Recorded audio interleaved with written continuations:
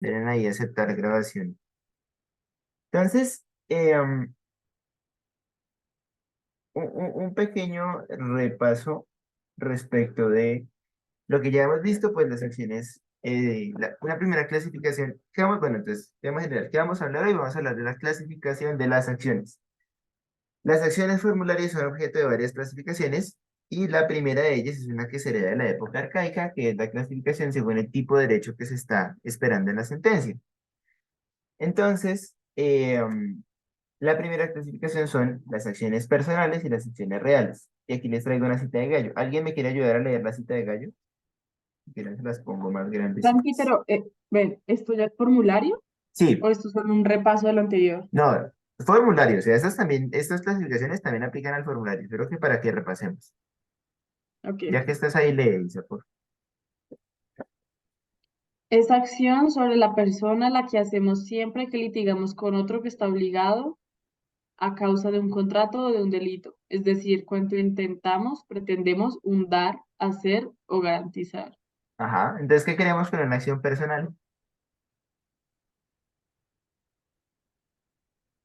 ¿Yo qué quiero con una acción personal?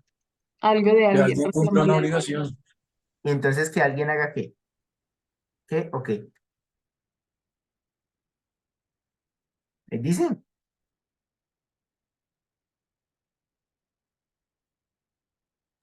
Cuando se intenta un dar, hacer o garantizar, ¿no? O sea, Algo cuando así. yo quiero que alguien dé, haga o garantice algo. Básicamente eso es lo que yo uso con una acción real. Y ese es el objeto de las obligaciones. Un dar, un hacer o un garantizar. Un facere, un para estare o un dare. Nada distinto de lo que hemos dicho. Las acciones reales también ya las definimos. ¿Alguien que me la quiera leer?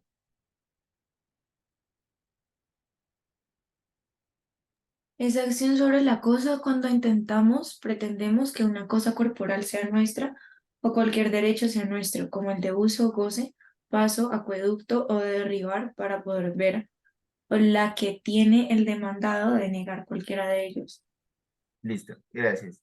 Entonces, fíjense que a diferencia, esto sí es súper importante y lo tengo claro, a diferencia del periodo arcaico, en donde solamente existía un derecho real, que es la propiedad, en el derecho arcaico no se conoce un derecho real distinto de la propiedad, lo que yo lo pondría propiedad entre comillas.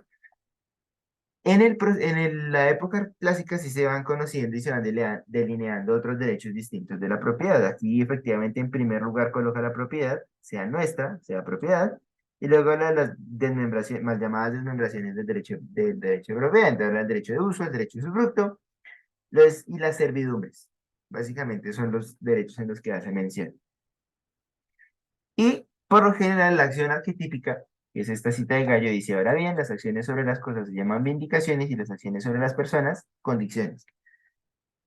La acción arquetípica real se va a llamar vindicación o vindicatio. Vindicar viene de venganza, o sea, de volver a tomar algo. Vindicar significa literalmente vengar, pero lo que refiere vindicar es que algo regrese a mí. Todas las acciones reales van a llamarse sí, reivindicatoria, vindicatoria del usufructo, vindicatoria. Sí, entonces, el arquetipo de las acciones reales, aún no entendemos qué es eso, pero lo vamos a decir que son vindicatorias. Y el arquetipo de las condiciones de las reales es la condición. Eso es el doctor siempre se está preguntando en el parcial oral y pregunta que de dónde vienen las acciones. ¿Por qué las acciones personales se llaman condiciones? ¿Ese nombre le suena parecido de alguna acción de la ley? Bueno, al que me diga. Es la de legis, algo con dictium, ¿Qué tenía de particular la legislación per condición, Isabela? que tiene una condición. No, ese es el error, no lo puedes traducir literalmente. ¿Te acuerdas que Ay, nosotros Que pero añade un enseñamos? vínculo imbécil. jurídico. O sea, sí, pero acuérdense la diferencia que hacíamos de la postulación de juez o árbitro y de la convicción.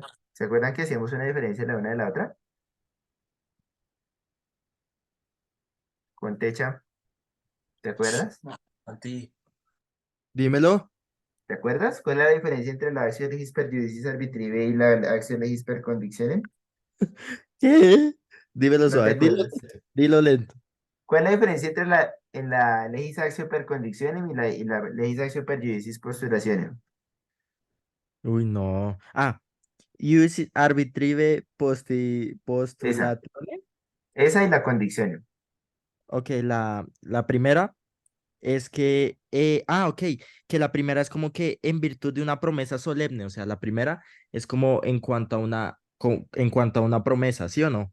Y en la Entonces, condición, y la condicho, espera, condicho es que, uy, no, la otra sí no sé. bueno, ahí medio le pegó algo. En la condición no Ay, había necesidad de indicar la causa de la obligación y además existían dos etapas in jure. Digamos que por ese motivo de que era menos engorrosa, yo no tengo, yo tengo la cámara, ya siempre la pongo aquí. Como era menos engorrosa, se decía o se dice que la acción legis per conditionem va a ir evolucionando hasta que se convierte en la acción conditio de la época formularia.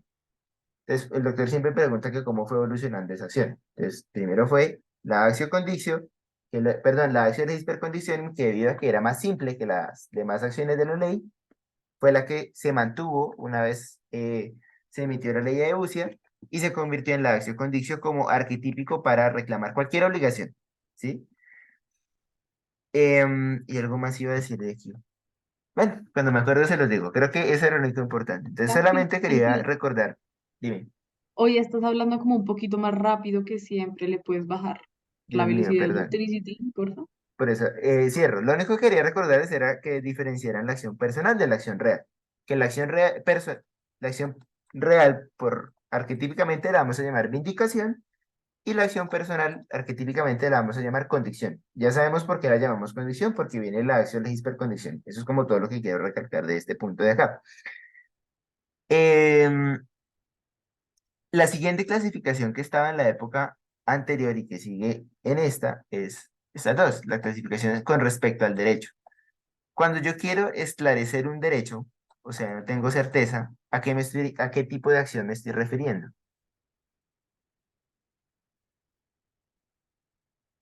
¿Cuándo qué? Cuando no tengo certeza del derecho y lo estoy esclareciendo, muy bien, Gabriela. Una acción, González es con Z, una acción declarativa es aquella que me permite esclarecer si el derecho existe o no existe, y de existir, a quién le corresponde, quién es, básicamente. ¿Cómo se llama la que tutela los derechos?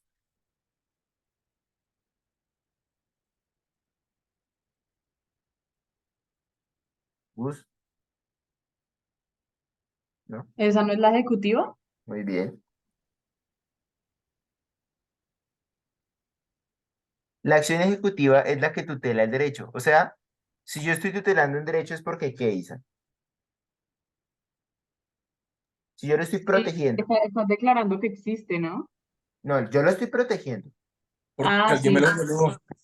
ya te digo, es que lo tengo Pero para acá. que alguien te lo haya violado, ¿qué es lo primero que tenemos que tener claro respecto del derecho? Pues que lo tengo. Ah, que lo tienes. Es Sí, decir, y solo, solo puede ser personal, no en puede el ser como una procedimiento empresa. clásico solamente puede ser personal. Pero lo que dijo Alejandro es bien, para que yo tutele un derecho, antes tengo que tener conciencia de que me corresponde, de que es mío, de que yo lo tengo. Entonces, para que proceda una acción ejecutiva, solamente procede cuando se tiene certeza del derecho. Y si yo no la tengo, pues primero tendré que recurrir a un procedimiento declarativo para tener la certeza y ahí sí tutelarlo por medio de un procedimiento ejecutivo. Si yo no tengo certeza de que el derecho es mío, pues no puedo iniciar un proceso ejecutivo. ¿Sí entienden eso? ¿Eso es claro? Modernamente, por ejemplo, cuando ustedes vean el procedimiento ejecutivo moderno, en el procedimiento ejecutivo moderno se emite el mandamiento de pago y si el demandado coloca excepciones, el proceso ejecutivo se convierte en declarativo. Por esa misma lógica, yo no puedo tutelar un derecho del cual no tengo la certeza de que me corresponde. Básicamente eso es. Esa idea les queda clara, yo no puedo tutelar un derecho sin tener la certeza de que me corresponde. ¿Sí? Los que tienen la cámara apagada, se les agradecería prenderla, que me siento solito y me da ansiedad. Esto lo quiero pasar súper rápido, porque ya lo dijimos. Sin embargo, no les había puesto la cita de gallo y aquí sí la traje. Quisiera, por favor, Jerónimo, ¿me la puedes leer, por favor? Las acciones que tuvieron en uso antiguo eran llamadas acciones de ley, Pero como pues con lo, ganas, Jerónimo, lee con pero ganas, estoy cansado, día largo. con ánimo. Las acciones que tuvieron en uso antiguo eran llamadas acciones de ley, pues lo eran a causa de esta misma, ya que en aquel momento los edictos pretorianos que insertaron la mayoría de las acciones no estaban en uso o porque fueron adaptadas a las palabras de las leyes mismas y por lo tanto inmutables. Por lo tanto, las leyes fueron observadas, por lo que se responde que había obrado de tal manera que no nombró las vides en la acción, porque debía haber nombrado los árboles, por cuanto la ley de las 12 tablas, de lo cual se derivó la acción, por las vides cortadas, buscando, hablo generalmente de los árboles talados. ¿Qué entendiste de lo que acabas de leer? Absolutamente nada. Te lo digo más sencillo. ¿Por qué se dejaron de usar las legisacciones? Porque fíjate que para decirlas, si en las 12 tablas decía que yo tenía que recitar la fórmula con la palabra árboles y yo usaba la palabra vides, ya perdía la acción. Si yo la recitaba de memoria y me confundía de palabra, perdía la acción. Porque las 12 tablas usaban la expresión árboles y no la expresión vides. Por eso les leo esta otra.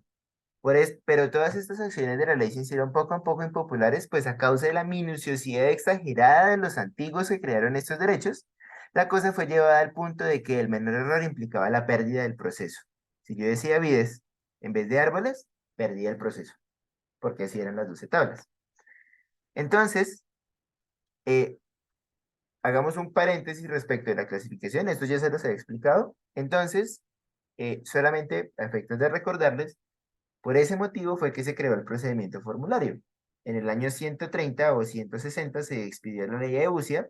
Hay un artículo muy chévere sobre el contenido de la ley de Eusia, y no puedo decir con total certeza, pero es lo que se afirma por lo que es pacífico, desde que la ley de Eusia insertó el procedimiento formulario para los quirites. Pero hay otra tesis que dice que la ley de Eusia lo que hizo fue convertir la actio legis per conditionem en la actio conditio. Por eso también se tiende a decir que la actio legis per conditionem degenera en la acción condicio. En todo caso, no hay mucha certeza de qué decía la ley de Eutia, porque Gallo solo la nombra, pero podemos decir con relativa estabilidad que por lo menos es la primera que llena el paso para que los quirites puedan usar el procedimiento formulario. ¿Por qué? Porque antes, cuando recién se creó el procedimiento formulario, este se inventó el pretor peregrino. ¿En qué año se creó el pretor peregrino? 242. Pero el estadito está volando. ¿Qué pasó? Es decir, el procedimiento formulario se creó en el 242, pero hasta casi 100 años después, con la ley de Bucia, fue que a los ciudadanos romanos se les permitió usar este procedimiento. Cierro ese paréntesis que había hecho como de desarrollo. Un Dime, segundito. Es el de la Lex Aebutia, es el que hace las leyes acción. no, las leyes de acción y se crean con las 12 tablas, o sea, en el 451. Y esta que crea. Esta hace que el procedimiento formulario que se le inventó el pretor peregrino lo puedan usar los ciudadanos romanos, Y antes, ¿quién lo podía usar? Solamente el pretor. solo los peregrinos, porque lo aplicaba solamente el pretor peregrino. Ok. De los extranjeros, los no romanos. Por lo que como no hablaban latín, pues entonces no podían ponerlos a memorizar cosas en latín, que no era la lengua de ellos. Puedes mandar ese documento Sí, que estás bajando muy rápido, entonces no alcanzo a escribir lo que no, sí, estás yo se diciendo. los mando, solamente es Por, para que ir rellenando, pero yo se los mando, obvio. Y lo puedes gracias. mandar ya para que lo vayas siguiendo. Ya, eso te Ah, iba a ¿lo decir, quieren ya? Ok, Es porfa. que estás bajando muy rápido, entonces si estaba espérate copiando algo de entonces, arriba, escribiendo algo de arriba, me pierdo. a verlo, mandamos de una vez. De 2000, esto lo hice hace un año, 2023, 2. Bien, Oye, Santi, una pregunta. viene seria. Yo me puedo ir mañana de la clase apenas haga el quiz porque me pusieron de staff en el, en el debate ese de concejales. Porque, ah, joder madre. Sí, yo creería que sí. Yo no le veo el problema. Dale. Ahí se los mandé, ahora sí. Eh, Gracias. ¿Por dónde? ¿Por WhatsApp? Sí, lo mandé por WhatsApp. Gracias, Santi. Dale, borren eso. Gracias. Entonces, no mentira, sigo con el paréntesis. ¿Se acuerdan que nosotros habíamos dicho que el proceso se desarrollaba primero con la disección y luego la bocazo y todo eso? Bueno, no quería extenderme en eso porque esto lo va a explicar el doctor mañana, pero en todo caso, fíjense que el procedimiento formulario, como hace parte del orden de los procedimientos privados, el orden iudicorum privatorum, guarda excesiva similitud con el procedimiento. Yo sé que no me están entendiendo, no se afanen. Eso es el contexto. Guarda similitud con el procedimiento de las leyes accionis en la medida en que hay una fase in jure, que es ante el pretor, y hay una fase in judicio, que es ante el juez. ¿Eso es claro? Hay dos fases, una ante el pretor y otra ante el juez. Entre la fase in jure, o sea, la fase ante el pretor, va a terminar con la litis contestatio. ¿Se acuerdan que yo les dije que la litis contestatio es cuando el uno era testigo de lo que el otro estaba discutiendo y se trababa el litigio? Se lo expliqué en la clase presencial. Eso igual sucedía en la época formularia, en la época clásica, pero a diferencia de la época arcaica, o sea, de las legis actionis, aquí la litis contestatio no, o sea, sí significa trabar el litigio, pero el hecho de que todos estemos de acuerdo en el desacuerdo, o sea, sepamos de qué vamos a contender, se va a cristalizar o se va a mostrar en la fórmula. Entonces, ¿cuál es la principal diferencia entre uno y otro? Que hay algo escrito.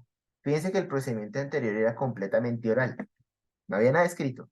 En este, cuando estamos de acuerdo en el desacuerdo, escribimos una fórmula. ¿Por qué? Porque acuérdense que este procedimiento se lo inventaron para los que no eran romanos, para los que no hablaban latín y para los que no se acordaban de las cosas, porque no hablaban latín. Entonces dijeron, mire, está bien, escribamos para que no se nos olvide.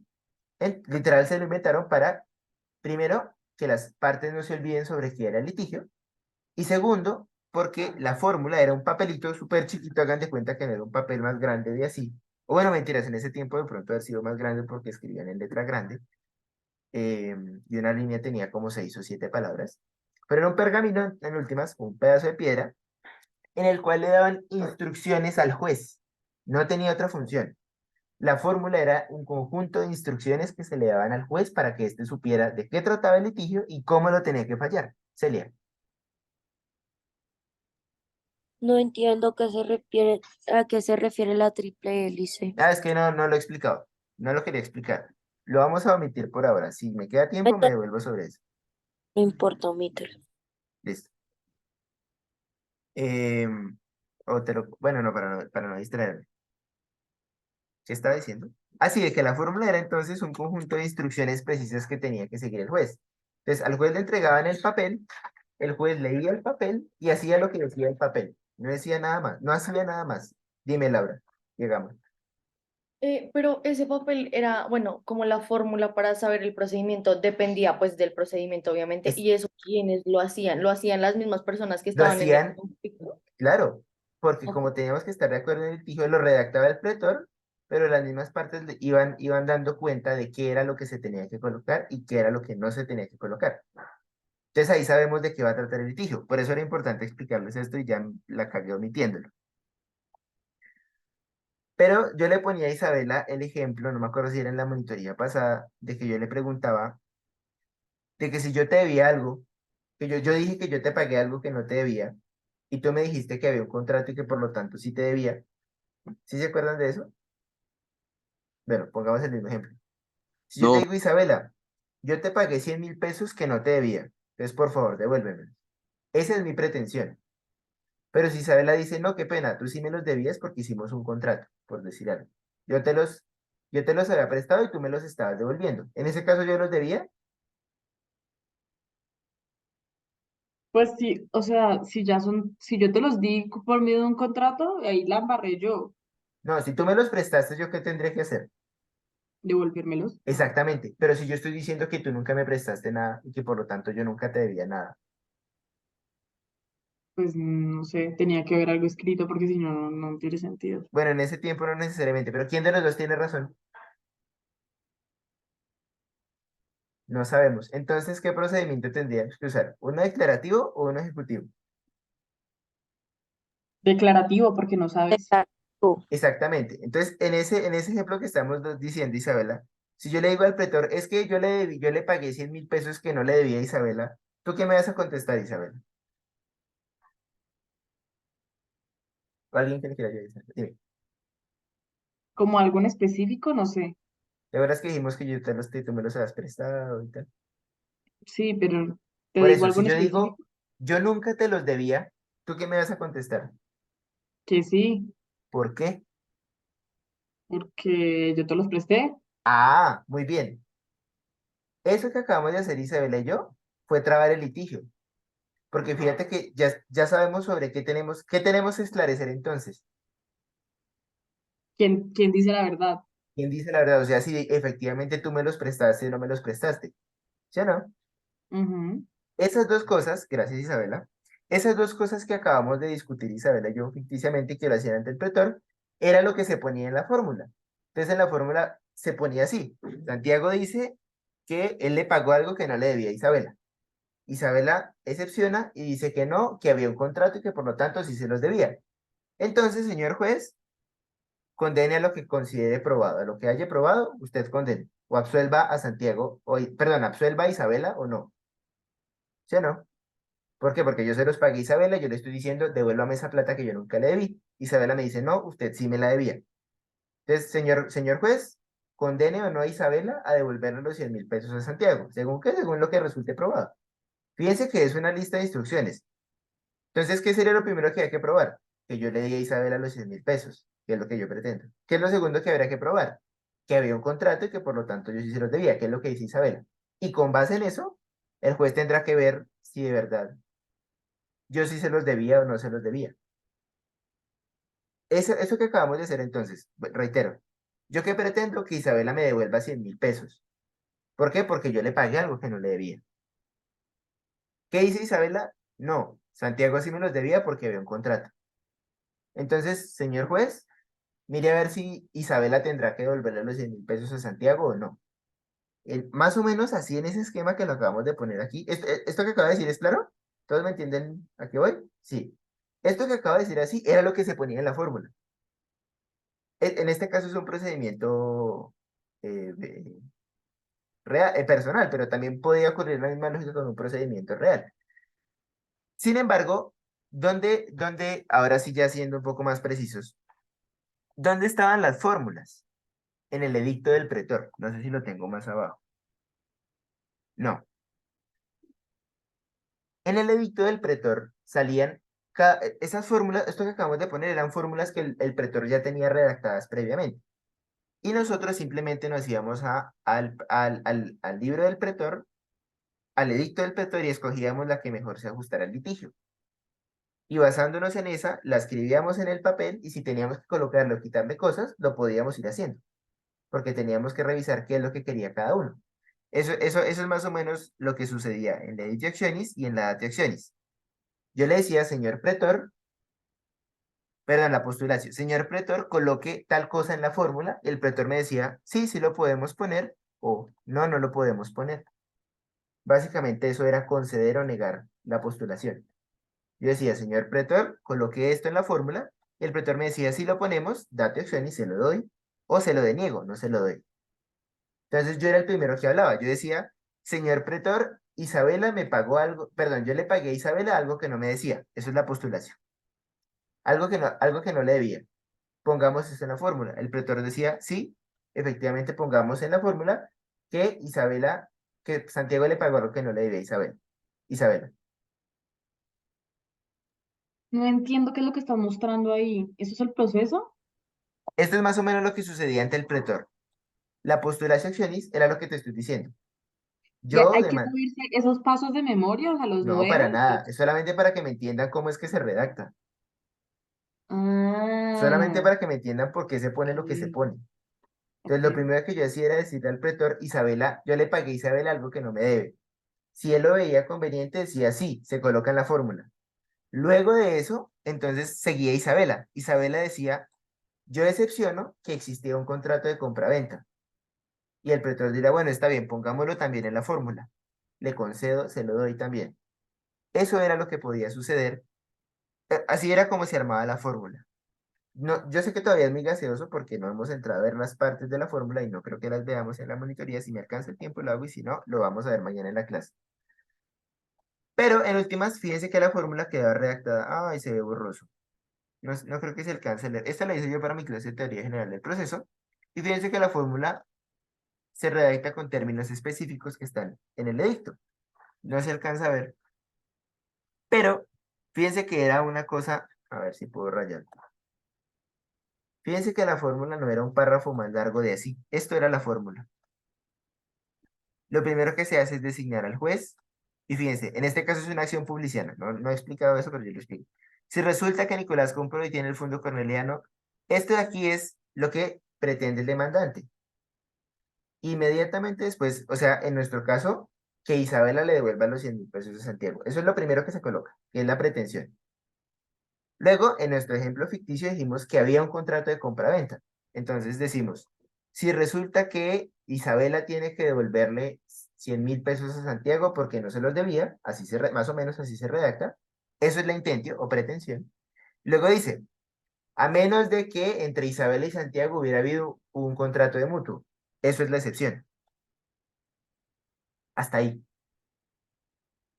Pero como es un conjunto de instrucciones, hasta lo que hemos dicho hasta aquí, ¿le hemos dicho al juez qué tiene que hacer? No. Solamente le hemos dicho de qué trata el litigio. Entonces, para decirle qué tiene que hacer el juez, luego de eso tendríamos que colocar la siguiente, no sé si se alcanza a leer, dice, condena juez, en este caso sería a Isabela a pagar a Santiago por cuanto valga el asunto, y si no, absuélvelo. Ahí ya le estoy dando instrucciones al juez. Mire si Isabela tiene razón o mire si Santiago tiene razón y con base en ello condena a Isabela a devolverle los 100.000 pesos a Santiago. Ahí le estoy dando instrucciones, ¿sí o no? Eso era la fórmula. ¿De qué trata el litigio? Y luego de eso, las instrucciones que le voy a dar al juez. Denme un segundo.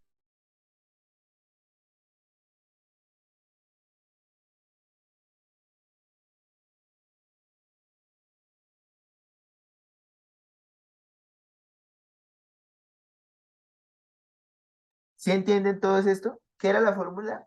Era un chismecito. Yo le contaba el resumen del litigio al juez y qué tenía que hacer. Eso era la fórmula. ¿Listo? ¿Todos claros? Yo tengo una pregunta. Pausa. Dime. Ah, no, mentira, sí, dale. ¿Cuál es como la parte exacta en la que se da la instrucción al juez? Porque tú Eso dijiste se llama la condenación. la condenación. Listo. ¿Qué es lo que va al final? Condena juez al uno a pagar al otro por cuanto resulte y si no, absuélvelo. Eso lo vamos a ver después de la clasificación de las formas. Oh, yo también quiero. ¿Cómo hicieron eso? Me voy a poner un bigote. No, Santi, yo no puedo ¿cómo? poner bigote. ¿Alguien más tiene una pregunta? Creo que había hablado, Sí, sí, creo que sí. era... Prende la cámara. Ay, ¿ya? Bueno, sí que me dan la cabeza. Ahí. Eso. Eh, que ya me están viendo la cara de Eso. chauceros. ¡Qué man tan lindo! Gracias, gracias. Si vas Bueno, a o sea, empezar ya con tus homosexualidades, no puedes jugar. ¿cuáles Dime. son las partes entonces específicas de la contestatio?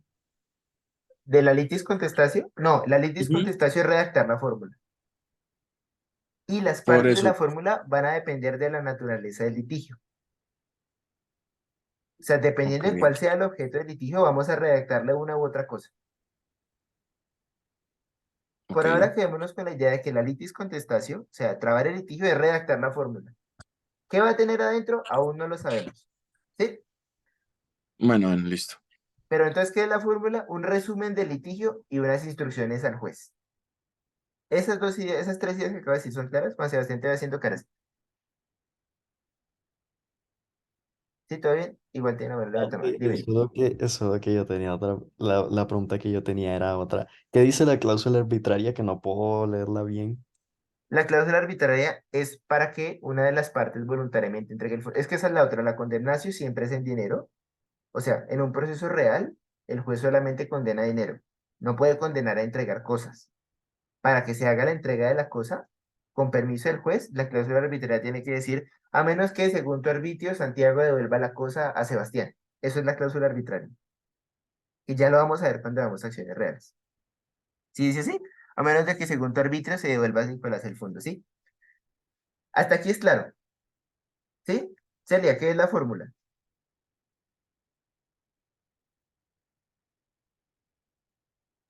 La manera de ellos poder contestar ante una citación, pues ellos se la No, tenían que, eso es la invocación.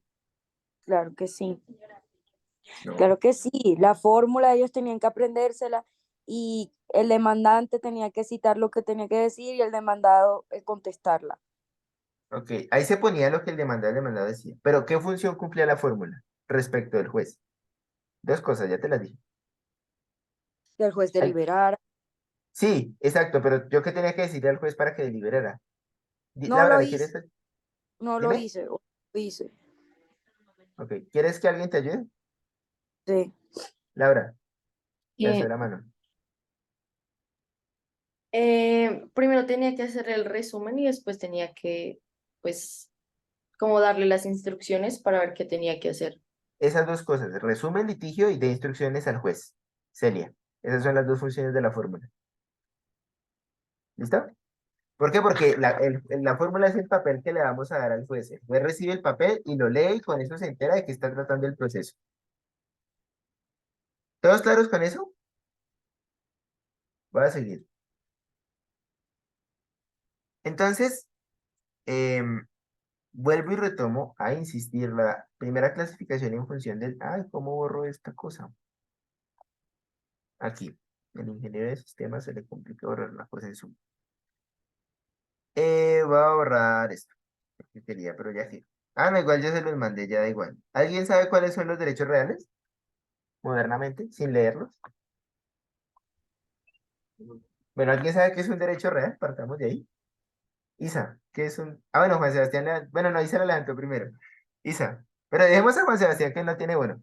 Juan Sebastián, Que, bueno, ¿qué contesto que son los derechos ¿qué es un reales? derecho real? Sí, Hay que versar sobre la relación entre una persona y una cosa.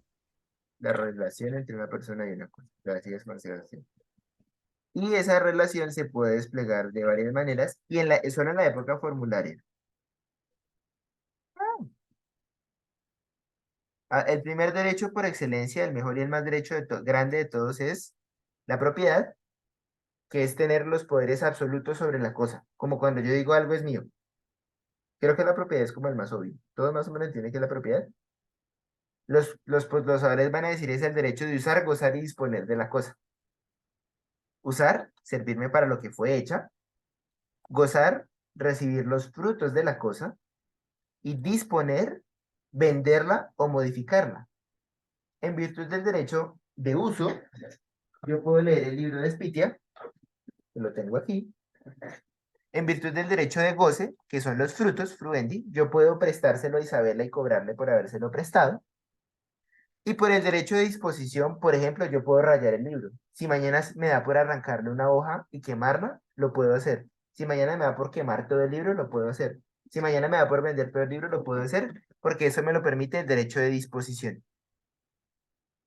Eso es lo que se mal llama la desmembración del derecho de propiedad. El derecho de propiedad se compone del uso, goce y disposición. Pero no quería decirles eso, porque eso no se lo inventaron los romanos. Eso lo inventaron los saberes leyendo a los romanos. La herencia lo voy a pasar porque no es un derecho real, por lo menos en Roma. Los romanos identificaron el derecho de usufructo, que es lo que aquí Gallo llamaba el derecho de goce. Utendi o utendi fruendi. Fíjense que el usufructo es el uso y el goce. Y así le define Gallo, utendi fruendi, como uso y goce. El derecho de... Ay, se me perdió. El derecho de usufructo y todos los demás derechos se van a llamar derechos reales en cosa. Esto lo vamos a ver más a detalle bien. Pero se llaman derechos reales en cosa ajena. ¿Por qué? Porque existe el propietario y alguien que tiene otro derecho real. El usufructo es Espera, Santi, cuando ¿cómo derechos, qué dijiste? ¿Cómo se van a llamar? Es que no te escuché. derechos reales en cosa ajena. Ok, gracias. Derechos reales en cosa ajena. Y en latín se dice jus in re aliena. Si la cosa es ajena, significa que de quién es. ¿De un tercero? O sea que no es mía, muy bien. Por lo tanto, hay otra persona que sí o sí qué derecho real va a tener sobre la cosa. Propiedad. Propiedad. En todo caso, un tercero diferente a mí va a tener propiedad y yo voy a tener otro derecho real de menor envergadura que la propiedad. El usufructo es cuando el propietario le entrega a otra persona el uso y el goce.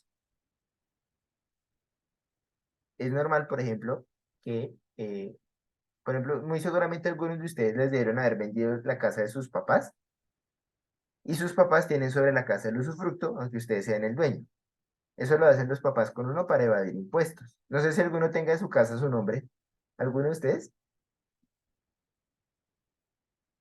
Juan Sebastián, Nosotros ¿tienes no tu evadimos casa? impuestos, Santi. Juan Sebastián, ¿tú tienes tu casa a tu nombre?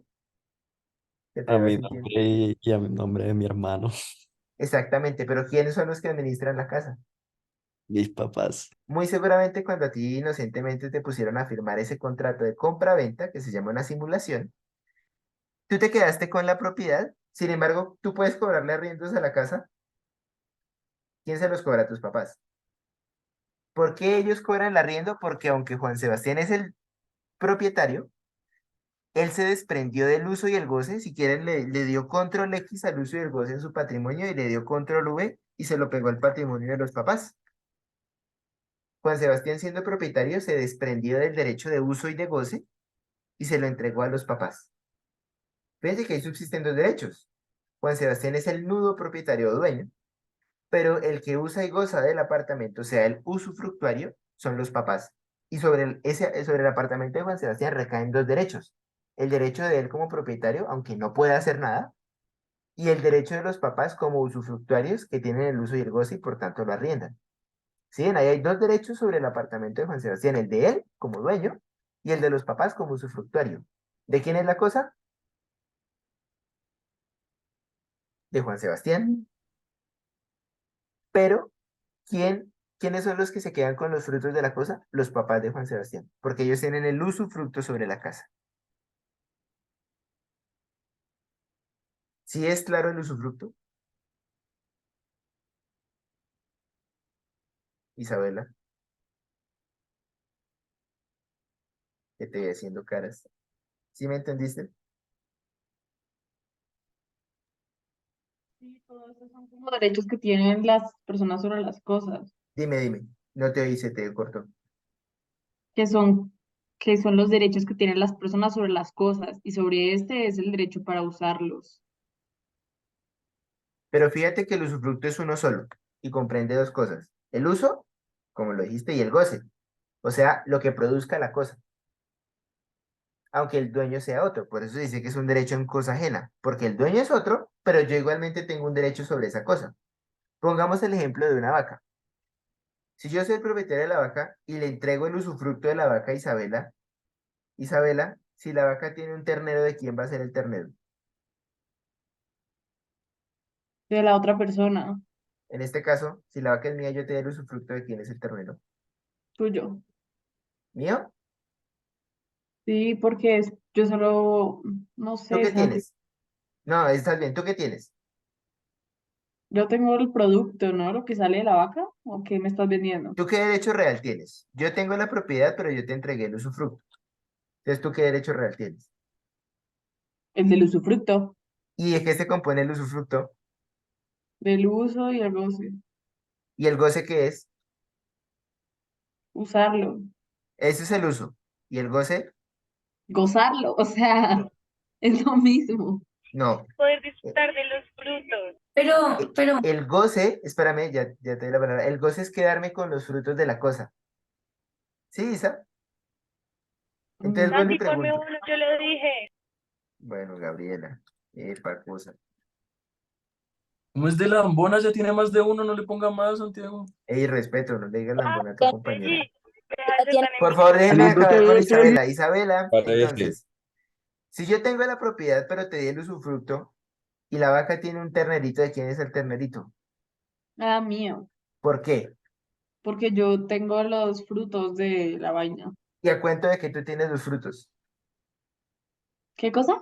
A cuento de que tú te puedes quedar con los frutos. ¿Cómo hacía cuánto de qué? ¿A cuento de que tú por qué te puedes quedar con los frutos? ¿Qué tienes tú acaso? Porque tengo el Muy usufructo. bien, ahora sí me entendiste. Muy bien, Gabriela. Muchas gracias. Pero entonces nos Eh, tenemos que aprender esos derechos derivados del derecho de propiedad. Eso lo vamos a aprender de hoy en 8, pero hago el Ok, adelanto porque si no, no me van a entender las acciones. Esto lo hago a ok, título ok. de que me entiendan las acciones.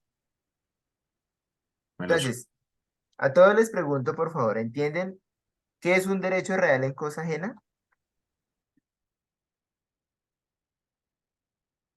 ¿Entienden por qué Isabela tenía un derecho real en cosa ajena de la vaca? ¿Entienden por qué los papás de Juan Sebastián tienen un derecho real en cosa ajena sobre el apartamento? Porque ellos tienen un derecho, pero hay otro que tiene la propiedad. Que en este caso, en el caso de la vaca sería yo, y en el caso del apartamento sería Juan Sebastián. Coexisten dos derechos, uno más grande que el otro, bueno, pero existen dos derechos reales. Hay dos personas que se relacionan directamente con la cosa. Además del usufructo, hay otro que son las servidumbres, las hipotecas y la garantía y el uso, que no lo voy a explicar. Pero entiendan que siguen la misma lógica del usufructo. En el uso, por ejemplo, en el uso de habitación solamente se entrega una de las dos cosas. En el usufructo, el propietario se desprende del uso y el goce y se lo entrega al usufructuario. En el uso, solamente se desprende del uso y se lo entrega al usuario, aunque se dice que el uso es un derecho personalísimo, pero suponiendo que se pueda. Es decir, que tanto en el uso como en el usufructo, como en cualquier otro derecho real en cosa ajena, reitero con esto, se dice que es un derecho real en cosa ajena. ¿Por qué? Porque quien es titular del derecho real en cosa ajena tiene un derecho sobre la cosa, pero además el dueño de la cosa también tiene un derecho real sobre eso. Existen dos vínculos no, dos poderes sobre la cosa, el del propietario y el del Y él tenedor, y el pregunta que tiene. la cosa, entonces, si los dos tienen vínculo sobre eso, ¿de quién es? Es cuando tú dices que algo es de alguien, ¿a qué derecho te estás refiriendo, Celia? Si, Se me olvidó. si yo digo eso es mío, ¿qué derecho estoy diciendo? Se me olvidó, Santi, tengo el cuaderno lejos. ¿De El propiedad? más grande de Propiedad. todos, la propiedad. Entonces, ¿de quién va a ser la cosa? Pues Del del Del dueño. dueño. Del propietario. Aunque exista un usufructuario, aunque exista un usuario, aunque exista una servidumbre, ¿de quién va a ser la cosa? Del Del propietario, porque dueño. existen, o del dueño. ¿Por qué? Porque existen dos derechos. Uno más grande que el otro, el que la propiedad mata cualquier derecho, está bien. Pero existen dos. El que tiene, el que tiene a alguien en su propia cosa, o sea, el propietario, y el que tiene a alguien en la cosa de otro, o sea, el usufructuario, el usuario, el que tenga la servidumbre. Una pregunta. Dime, Isabela. Cuando hablas de derechos reales en cosa ajena, que se habla del poder del propietario, ¿cómo se llama el poder del usufructo? El usufructo tiene el uso y el goce, pero no la disposición. ¿El propietario solamente tiene el uso?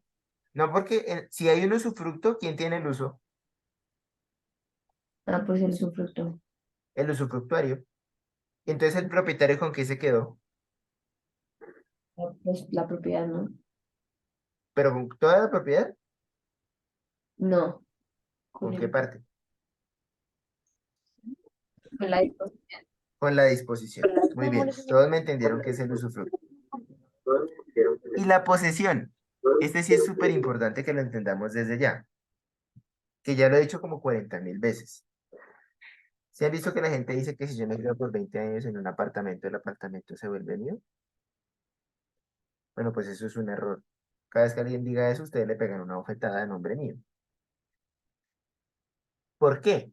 Porque la posesión es un hecho jurídico, no es un derecho. Estos de aquí eran derechos reales. La posesión es un hecho en virtud del cual alguien que no tiene ningún derecho real, o sea, que no es ni usufructo, ni... No, el usufructo no es, no, tampoco. Los comentarios que ustedes hacen. La posesión es cuando yo no tengo un derecho, pero aspiro a tenerlo. ¿Por qué? Supongamos el siguiente ejemplo. Si yo le presté mi libro de Spitia a Gabriela Sánchez y en la vida se me olvidó a mí volver a pedírselo de vuelta. ¿Sí o qué? Y Gabriela dice, pues, Santiago nunca me volvió a pedir el libro. Entonces Gabriela va, lo pone en su repisa, Gabriela lo lee, y Gabriela incluso se lo presta a Laura y le cobra por prestárselo. ¿Eso lo podría hacer Gabriela? O sea, yo le presté el libro y me desentendí. Yo les pregunto. Gracias, Juan. Sí. Juan García, ¿de quién es el libro, Juan? Espérate, Santi. ¿Alguien me quiere ayudar, Juan? ¿De quién es el libro? En el caso Ya, de ya, Gabriel. dale. Es que Tuyo. estabas en la radio, entonces me tocó darle a la radio. Dime, Juan, ¿de quién es el libro? Dime. O sea, la propiedad es tuya del libro Exacto, o sea, el libro es mío.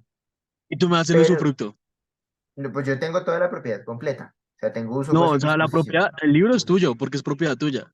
Sí, Pero si le das el sí, usufructo a alguien, esa persona puede hacer goce de los frutos del libro. muy bien. Esa no Pero en era el la caso de que pregunta, yo ¿de qué se lo está hablando? presté, en Pero el caso de igual, que es yo se que no lo, sé. ¿Cuál es la pregunta? Y me la pregunta y te la en respondo. el caso de que yo se lo presté a Gabriela y Gabriela Dímelo. lo usó, yo me desentendí del No. libro, Gabriela lo empezó a usar y Gabriela fue la que lo empezó a prestar. Ajá. ¿Gabriela tiene algún derecho sobre la cosa? Digamos que no fue usufructo, simplemente se lo presté. No, porque se lo ¿Tiene fue algún prestado. derecho? Pero, No. ¿no crees tú que si yo me desentendí del libro y Gabriela lleva, yo qué sé, 5 Pero años sigue usando el siendo libro y propiedad tuya, tú te prestándolo? puedes desentender, pero es propiedad tuya. Y como tal, o sea, tengo entendido que está instaurada esa propiedad. Sí, sí, estás bien, pero supongamos, yo me desentendí de eso, en teoría es mío, y Gabriela lo empezó a Ajá. usar. ¿No crees que es justo Es que que, eventualmente Gabriela tenga... o sea, tengo entendido que solo entraría a ser un derecho cuando es a través del usufructo, si no, no. No, ahí sería el usucapión, pero es distinto. Por favor, escúchame lo que te estoy preguntando. Dale, dale, dale. Si Gabriela lleva 5 años así, el libro es mío, pero ella lo Ah, no, está entonces sí, usando, no, entonces sí, sí tiene un derecho. no lo tiene, pero ¿tú crees que tendríamos que proteger ese hecho de que Gabriela tenga el libro? Bájale, Gaby, bájale. Dime, dime. Sí, es un derecho objetivo. No, ahí no sería un derecho objetivo. Juan, gracias. Cierra el micrófono que estás más perdido que yo. A lo que voy con la posesión es precisamente eso. Gabriela, que aunque no tenía el dominio del libro porque era mío, ella empezó a comportarse como si ella fuera la dueña, ¿sí o no? Porque ella lo empezó a usar, lo empezó a prestar, lo empezó a rayar, ¿sí o no? Cuando Gabriela, aún sin tener el dominio sobre el libro, ejerce actos de señora y dueña, acuérdense de esa expresión, y ella se cree a sí misma dueña, se cree a sí misma como dueño, y en virtud de eso ejecuta actos de señor y dueño, y fuera de eso, tiene el libro, físicamente lo tiene el libro, se configura el hecho que se llama la posesión. ¿Por qué? Entonces, ¿cuáles son los dos elementos de la posesión? Isabela, ya que alzaste la mano.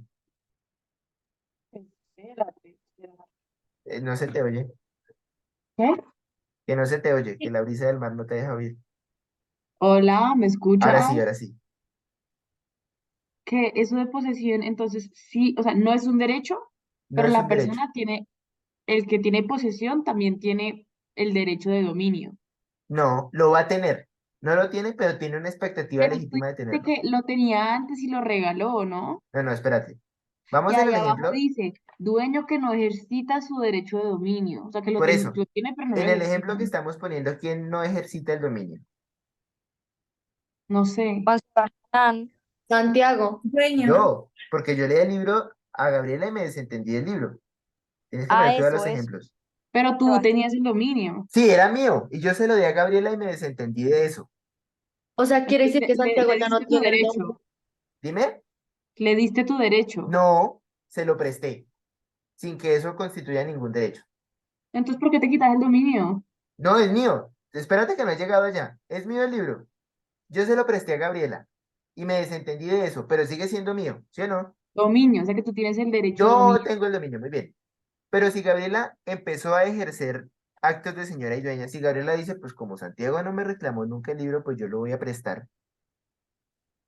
Y además lo tiene físicamente, ella se configura como poseedora. ¿Esa idea es clara? Pero eso Pero, o sea, qué, o Tiago, sea, Santiago, qué es una eso? pregunta. ¿Qué es ser Me poseedora? ¿Qué encanta. significa eso? ¿Qué es ser Tiene poseedor? músculo, ¿Qué es ser tiene músculo y poseedor? gozo, ¿no? No, nada de eso porque eso es ser usufructuario. ¿Qué es ser poseedor? Ser poseedor es que aunque yo no tenga ningún derecho, yo ejerza actos de señores de yo crea, aunque no lo tenga, yo mire mi corazoncito, me pregunte en mi corazoncito y llego a la conclusión de que yo tengo un derecho, aunque no lo tenga. Y como yo me creo que tengo derecho sobre una cosa, ejerzo algo que se llaman actos de señor y dueño. O sea, yo ejerzo actos de dominio, yo me comporto como si fuera el dueño, aun cuando no lo soy. Si Gabriela coge el libro, lo lee, lo raya, le arranca hojas y lo presta, Gabriela se está comportando como quién, El dueño, como el Dueño. dueño, pero ella es la dueña, no, porque ¿quién es el dueño? Santiago. Yo. Santiago. En ese momento, soy claro con esto, en ese momento, Gabriela se vuelve poseedora de la cosa. Pero ¿por qué ¿Y es tú sigues relevante ser teniendo poseedora o dominio? no de la cosa? O ¿Por qué sea, es relevante ajá, ser poseedor? Porque si yo paso determinado tiempo siendo poseedor, le arrebato el derecho de dominio al otro y me lo quedo yo. Entonces, si Gabriela se mantiene en su situación de creerse la dueña y comportarse como tal por un año en Roma, por un año, en ese mismo momento me arrebata mi derecho de propiedad a mí y se lo queda a ella. O sea, eso se llama un modo de adquirir que se llama la usucapión. O sea que el dueño deja de tener el dominio después de un año que el poseedor lo tiene. Exactamente. Después de ¿Un que año? un año ¿Un año? ejerce actos posesorios, yo pierdo el dominio y se lo queda a Gabriela. Isa, ¿ibas a decir algo? ¿Un año? Es el Un año tiempo. para los muebles y 2 años para los fundos. ¿Ah? Eso, ¿qué esto se lo carajo es un vamos a ver fondo? dentro de 8 días. ¿Cómo así los fundos? Los bienes un fundo, un pedazo de tierra, se requieren 2 años. Pero para cualquier otra cosa que se pueda mover, un año nomás. O sea, los inmuebles, 2 años, y los muebles, un año. Sí, exacto. Qué tan difícil era decir eso, Santi. Porque es que Gallo usa la expresión fundo y no mueble, ni inmueble. Juan Sebastián. Santi, que era el usucapión. Es un modo de adquirir en virtud del cual, teniendo posesión y tiempo y otros requisitos, me vuelvo el dueño. La posesión por sí misma no implica dominio, lo que implica dominio es el usucapión. Pero a lo que voy es, ¿qué se requiere para que se tenga posesión? Tener la cosa y que yo me crea que soy el dueño de ese derecho. Por un Muy año. bien, Alejandro. Tener ánimos, el elemento subjetivo de creerme dueño, y corpus. ¿Por qué es importante proteger la posesión? Porque puede ocurrir que todavía no haya pasado el año y por lo tanto yo no sea dueño. En ese lapso me tendrían que proteger mi posesión. Lo que les he explicado es solamente para poderles explicar lo que tengo que explicarles para mañana. Pero ¿me entendieron qué Ah, es la pues posesión? igual, sí, igual hasta ahora son las 7, no pasa nada, Santi. Muy bien. Tranquilo. La posesión es un hecho y no es un derecho. ¿Por qué? Durante todo el tiempo que yo me desentendí de mi derecho de dominio, ¿seguía siendo el dueño? Antes de que se cumpliera el año, obviamente. Sí. Sí, Pero en el momento en el que Gabriela se dejase de creer dueña, ¿seguirá siendo poseedora? No, La respuesta es no. Y por eso es que es un hecho. Porque un hecho jurídico, ustedes lo dieron haber visto en la introducción al derecho, cuando vieron la norma jurídica. Un hecho jurídico implica de que, hagan de cuenta que, ustedes saben que las normas se componen de un hecho jurídico y una consecuencia jurídica. Y que cuando se cumple el hecho se activa la consecuencia. Yo lo veo como un botón con un LED. Siempre que yo despicho el botón y se prende el LED, es porque hubo hecho que activara la consecuencia jurídica. El poseedor en todo momento tiene que estar espichando el botón. Es decir, en todo momento tiene que ejercer los actos de la posesión. ¿Por qué? Porque en el momento en que los deje de ejercer, deja de ser poseedor. Por eso es un hecho. En cambio, en el caso de un derecho como la propiedad, aunque yo sea el propietario y no ejerza como propietario, sigo teniendo la propiedad. Eso hace que un derecho sea un derecho.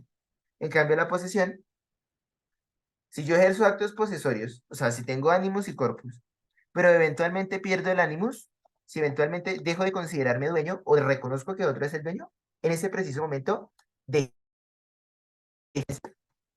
en el dominio, que yo no ejerza actos de señor y dueño como dueño, sigo siendo el dueño.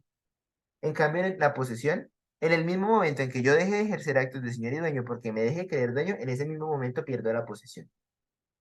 Laura, El usus es como la apropiación de ese bien. Digo, el, el usucapión, la bueno, usucapión es cuando siendo poseedor por determinado tiempo y con otros requisitos me vuelvo dueño. Pero no nos metamos para allá porque eso es materia de la siguiente monitoría. Para ver más a detalle la usucapión, conéctese a este mismo canal, a esta misma hora, dentro de 8 días. Entendidos tres cosas fundamentales: la propiedad, el derecho real en cosa ajena y la posesión. Ahora sí procedo a explicar las acciones reales. Hago un pequeño resumen de lo que he dicho. La propiedad es el derecho más play de todos, es tener las potestades absolutas sobre la cosa. Los derechos reales en cosa ajena son un poder directo que yo tengo sobre la cosa, pero hay otro que tiene propiedad. O sea, sobre la cosa, en un derecho real en cosa ajena van a haber dos derechos: la propiedad y el que tenga el derecho real en cosa ajena. Entonces habrá propiedad y usufructo, propiedad y uso, me encanta tu fondo, Juan Sebastián, propiedad y servidumbre, etcétera. O sea, un derecho real en cosa ajena siempre se va a compartir con propiedad, pero la propiedad puede estar sola. Y finalmente, lo último que les expliqué fue posesión, que es cuando yo tengo ánimos y cuerpos y aspiro a volverme el dueño. Hago un repaso de las tres cosas que les acabo de explicar. En ese sentido, las acciones reales son típicas. Dios mío, me queda mucho tema. Pero bueno, me vale huevo. Lo importante es que me entiendan esto de aquí. O sea, ¿por qué? Porque las podemos contar con los dedos de las manos. Son más bien poquitas. Fíjense que en el procedimiento arcaico, si el poseedor quería defender su posesión, ¿qué acción usaba? No se la saben, pero se la soplo. La acción de ley por sacramento real. El poseedor. Si Repite lo el, que habías dicho, por favor. si el- en el procedimiento antiguo, si el poseedor quería defender su posesión, usaba la acción de ley por apuesta. En la acción de ley, perdón, en el periodo anterior, si el propietario quería defender su dominio, ¿qué acción usaba? La acción de ley por apuesta sacramental. Y si existía, entre comillas, un derecho real en cosa ajena, ¿qué acción usaba? La acción de ley por apuesta sacramental. Fíjense que en todas tres usábamos la misma acción. Por eso se dice que la mal llamada propiedad de la época arcaica constituye la propiedad, la posesión y los derechos reales en cosa ajena. O sea, en la época arcaica, como para todos se usaba la misma acción, solo existía un derecho real. Uno, no se distinguía propiedad de posesión ni derecho real. Esto lo hago a efectos de que en este periodo, volvamos al tema que nos ocupa, como si se distingue propiedad, derecho real en cosa ajena y posesión, pues evidentemente habrá una acción diferente para la propiedad, otra acción para los derechos reales en cosa ajena y otra acción para la posesión. ¿Eso les parece que tiene sentido? Si yo tengo tres derechos reales distintos, evidentemente tendré que tener tres acciones distintas. ¿Sí o no? Eso es lógico. La primera acción que se tiene, o bueno, vamos a hablar primero de las acciones, más bien, que recaen sobre la propiedad. Entonces, en primer lugar, las acciones que recaen sobre la propiedad. La acción reivindicatoria es la primera. La acción reivindicatoria, todavía no les voy a decir cómo se redacta, eso lo vamos a ver mañana en clase. La acción reivindicatoria es la que ejerce el propietario para defender su derecho de dominio frente a un poseedor. Yo, propietario, defiendo mi derecho de dominio ante un poseedor o ante cualquier persona en general. Bueno, actualmente es ante el poseedor. Entonces, en el caso de Gabriela y el libro, si yo quisiera volver a recuperar mi libro, ¿qué acción tendría que usar? La reivindicatoria. reivindicatorio. ¿Por qué? Porque ¿qué derecho tengo yo? Porque tú tienes el derecho de propiedad Dominio, en bueno, la ¿Y otra porque persona, dominio. ella qué tiene? usufructo, Dominio. Ah, Es ¿Ella qué poseedora. tiene? Es poseedora. Ella usufructo. tiene dominio. la posición o es poseedora. Por eso puedo usar la acción reivindicatoria. Entonces, la acción reivindicatoria, ¿qué derecho protege? El de la propiedad. Bueno, protege no, más bien, ¿o qué derecho de tutela, qué derecho dilucida la propiedad? O sea, en la acción reivindicatoria habríamos de mirar si realmente yo tengo el dominio o si lo tendrá Gabriela. Es una acción declarativa. Porque supongamos que Gabriela cumplió ya te digo por qué, Laura. Supongamos que Gabriela cumplió el año, o sea, hizo usucapión. Pero supongamos que yo no he hecho cuentas de esos cálculos. ¿Yo podría iniciar la acción reivindicatoria? ¿Sí? ¿Pero qué pasaría? Te dirían que no. Voy a perder el proceso. ¿Sí ven? Por eso se dice que es declarativo, porque el juez va a decir al final que Que la te están cosa limitando, Si solo tuvo un te año, están limitando el derecho. o es de Santiago o es de Gabriela. No sabemos de quién Pero es. entonces la otra, ¿para qué es? ¿Cuál otra? La rey no sé qué. La reivindicatoria, por eso, esa es la que estoy explicando. Esa no es la declaratoria. No, por eso, la acción reivindicatoria es declarativa. Ah, ok. ¿Por qué? Porque vamos a dilucidar. El juez no sabe si ya pasó el año o no. Es más, el juez ni siquiera sabe si esa cosa es de alguno de los dos. El juez va a tener que entrar a dilucidar, a revisar si eso sí es así o no es así. Las acciones divisorias, hasta ahí clara la acción reivindicatoria. Entonces, fin de la acción reivindicatoria. Voy a explicar otras. No las voy a explicar una por una, pero voy a hablar de las acciones divisorias. En estas, la propiedad es de más de una persona.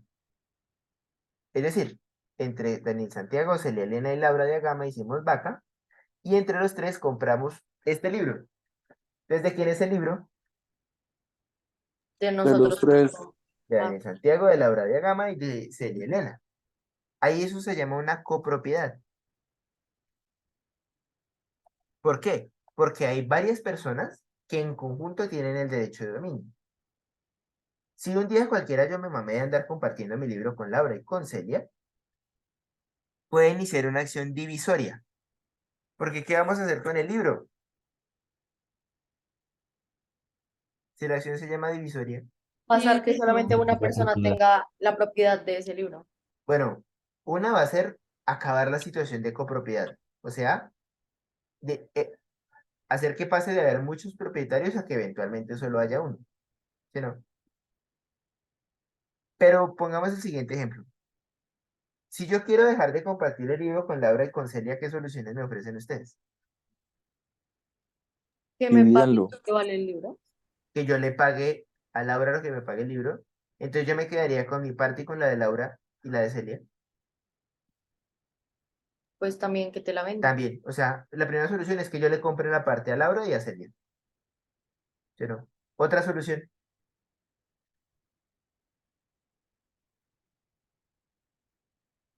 Muy abogados, pero no tantas al tiempo. Piensen, usen el cerebro, estrénenlo. pues va a sonar ridículo, pero que la dividan. Bueno, pero habría que preguntarnos, si yo parto el libro, es válido, si yo parto el libro en tres, ¿podemos seguir usar el libro para lo que fue hecho? No, No, se divide No, por o sea, es una tiempo. idea válida porque supongamos que no es un libro sino un pedazo de plastilina, la solución sería esa. Esa es otra, muy bien. En este caso no aplica, pero sí aplicaría en otros casos. Y en la tercera, La de que lo dividan por tiempo, que se lo roten. no porque yo quiero dejar de compartirlo. es que eso era lo que hacían cuando la tenían compartido. Se lo rotaban. Ah, por Pero ejemplo, Santiago, sí. Entonces, la primera solución que dijo Laura fue que yo le compre la parte a Laura y a Celia.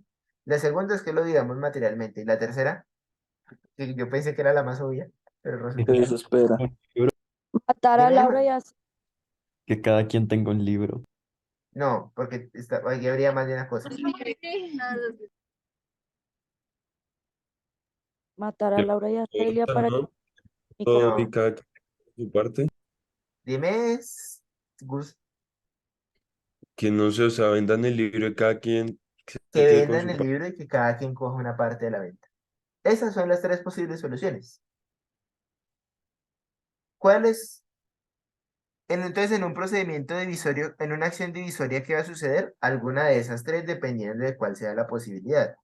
Si es una sola cosa, lo que normalmente va a suceder, o que lo que normalmente va a hacer el pretor, es que le va a adjudicar la cosa a uno y a ese mismo lo va a condenar a pagarle la parte a los otros dos, o sea, la solución de Laura. Ya vamos a ver cómo se ve eso escrito en la fórmula, pero eso es lo que va a suceder. O si Una vamos a pregunta. coger, espérame, acabo. Si vamos a coger un predio muy grande, lo podemos dividir en partes más pequeñas, que era la solución que propuso, creo que fue CMM, Carolina, creo que es. Sí, Entonces, en ese caso podemos hacer esa solución. Y la misma solución en la división de herencias, o si no hay lugar a ella, la solución de Gustavo, vendamos y repartamos. O sea, ¿cuál es la finalidad del proceso divisorio o de una acción divisoria? Acabar la situación de copropiedad, o sea, de que hayan varios dueños sobre la cosa. Esa es la única finalidad de las acciones divisorias. Isa, ahora sí tu pregunta, perdón, que te... Eh, todo eso es antes de que el poseedor se vuelva propietario o Aquí después. no estamos hablando de poseedor. Ahí dice propietario versus poseedor. ¿En qué acción? La En la reivindicación. yo estaba preguntando por eso. Ah, en la reivindicatoria, por ejemplo, o sea, si yo lo hago después de que el poseedor adquiera por su capión y te demando, después de que pasó el año, ¿qué crees que pase? No se puede. O si se pudiera, ¿qué crees que me va a pasar a mí Te respecto del demanda. proceso? No sé. Suponiendo, tú eres la poseedora y pasó el año, y yo te demando por una acción reivindicatoria, ¿qué va a pasar? Ganas tú. Sí, gano yo Déjase él, Alejandro. porque ya es mía. Eso va a pasar. Pero para que eso suceda en la acción reivindicatoria, yo tendré que decir, esa cosa es mía, y tú qué tendrás que oponerte. ¿Mm? ¿A qué te Si yo digo esa mía? cosa es mía, ¿tú qué vas a contestarme? Que no, que es mía. ¿Por qué? Porque ya tú te saliste de... Porque tú ya adquiriste muy bien. Pero si tú omites decir eso, No, pues no, yo pierdo. exactamente, significa que en la fórmula qué cosas van a quedar escritas. Uno Que tú eres el propietario. y dos, ya lo dijiste, No sé. que, que tú ya adquiriste por usucapión, que ya pasó el tiempo. Mm, ¿Sí ves? ¿El juez sabe cuál de las dos cosas es cierta? No. Por eso tenemos que darle contexto de ambas para que él reciba las pruebas y falle. Y si entonces, pero si no le decimos que tú adquiriste por usucapión, el juez no va a poder saber. Por eso tenemos que decirlo en la fórmula. Para eso es la fórmula, para decirle al juez de qué pasa el litigio y qué tiene que hacer él. Yo estoy diciendo, la cosa es mía, pero también tengo que decir no, porque es que Isabela ya usucapió. Si yo no le digo alguna de esas dos cosas, ahí tenemos un problema. Esas son las acciones, bueno, esas son las acciones divitorias. Y sobre las vindicatorias y las negatorias es muy sencilla. Acuérdense de los derechos en cosa ajena. La acción vindicatoria es para que el titular del derecho en la cosa ajena, pues, o sea, se dilucide si existe o no existe el derecho, el derecho real en la cosa ajena. Entonces pongamos otro ejemplo. Yo le di el usufructo de, de mi casa a Carolina, suponiendo, se lo di por 3 años. Yo le doy el usufructo a Carolina y ella en 3 años me lo tiene que regresar. Ese es el caso, ¿cierto? Si yo al año le digo, no, Carolina, tú ya no tienes ningún derecho sobre la cosa. Ahí ella, o sea, el titular del derecho en la cosa ajena, va a iniciar una acción vindicatoria. Vindicar es reclamar para sí.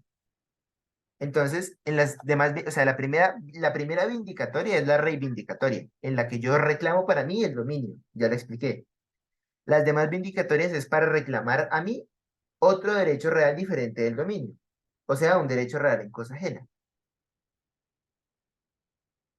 ¿Es claro? O sea, por medio de la acción vindicatoria, el usufructuario va o espera que se le declare que es el usufructuario, el usuario se le declare que es usuario, al dueño de la servidumbre, al titular de la servidumbre se le declara que es titular de esa servidumbre. Reclamo para mí el derecho. ¿Sí o no? ¿Eso es claro? Listo. Solo que lo tenga, o sea, esto así muy particular, una por una, no creo que se las pregunten, pero es para que lo tengan súper claro para la clase, porque mañana en la clase creo que sí es útil, por eso hagan apunticos. Y la negatoria es para, ¿qué significa negar? Extinguir, rechazar. Rechazar. Entonces, si yo estoy rechazando un derecho real en cosa ajena, ¿quién tendría que rechazar el derecho real en cosa ajena? El poseedor. Podría ser, ¿o quién más? El usufructuario. No, porque ese es el titular del derecho en cosa ajena. El propietario. Dario. Exactamente. Gracias, Carolina. Creo que hay más de una Carolina, ¿cierto? ¿Cuál es tu apellido? No, Santi, ¿cómo así? Sí, ¿no? No, Ok, listo. te lo juro, en serio, no. ¿Quién va a iniciar una acción vindicatoria?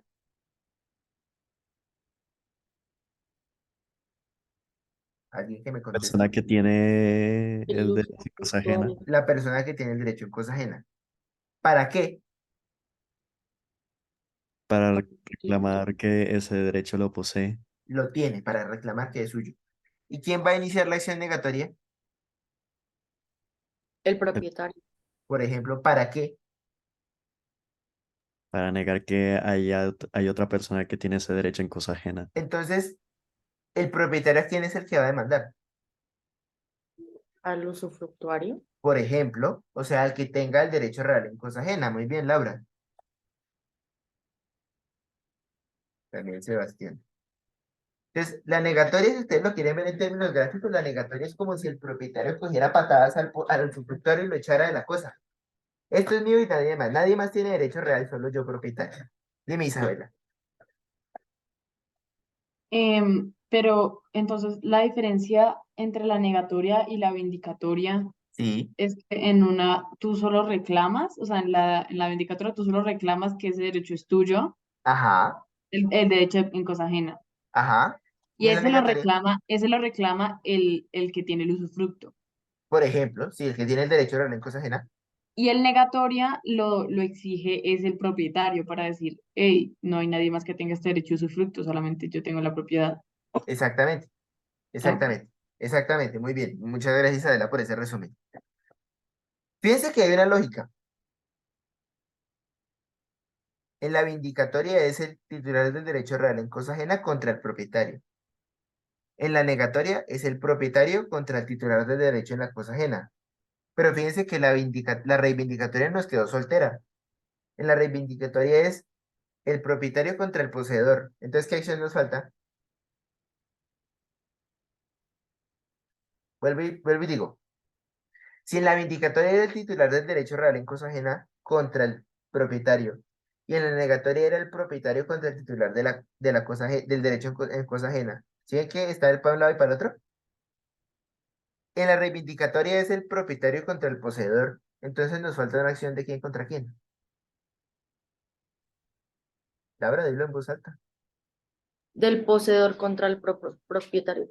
Del poseedor contra el propietario, por ejemplo, o del poseedor contra cualquiera que quiera interrumpir su situación posesoria. Esa se llama la acción publiciana. La acción publicina sirve para esclarecer si alguien tiene o no tiene la posesión sobre una cosa. Eso es para reivindicatoria, ¿cierto? No, la reivindicatoria es para ver si alguien tiene el derecho de dominio. Y la posesoria, perdón, y la publiciana es para proteger la posesión. Puede ser en primera respecto del propietario o también puede ser respecto de otro poseedor. Uy, ¿cómo así? Pongamos la misma lógica del libro. Si yo le presté el libro a Gabriela y me desentendí de ese libro y Gabriela se volvió poseedora, pero a su vez Gabriela se lo prestó a alguien más, por ejemplo, se lo prestó a Carolina y Carolina quiere empezar a ejercer actos de señora y dueña, ¿qué podría hacer Gabriela? Gabriela, primera pregunta, ¿qué tiene Gabriela sobre la cosa? En nuestro mismo ejemplo del libro. Posesión. Propiedad. Posesión. Dime, Isabela, No pensé que era propiedad, pero no, me equivoqué. pero sí entiendes por qué es posesión. Ok, Gaby, ¿vas a decir algo? No, espera, Santi, no entendí. Perdón. El mismo ejemplo que teníamos antes. Yo le presté mi libro a Gabriela y me desentendí. Yo, dueño, le presté el libro a Gabriela y me desentendí de eso. Y Gabriela empezó a ejercer actos posesorios y por lo tanto se volvió poseedora. ¿Hasta aquí me sigues?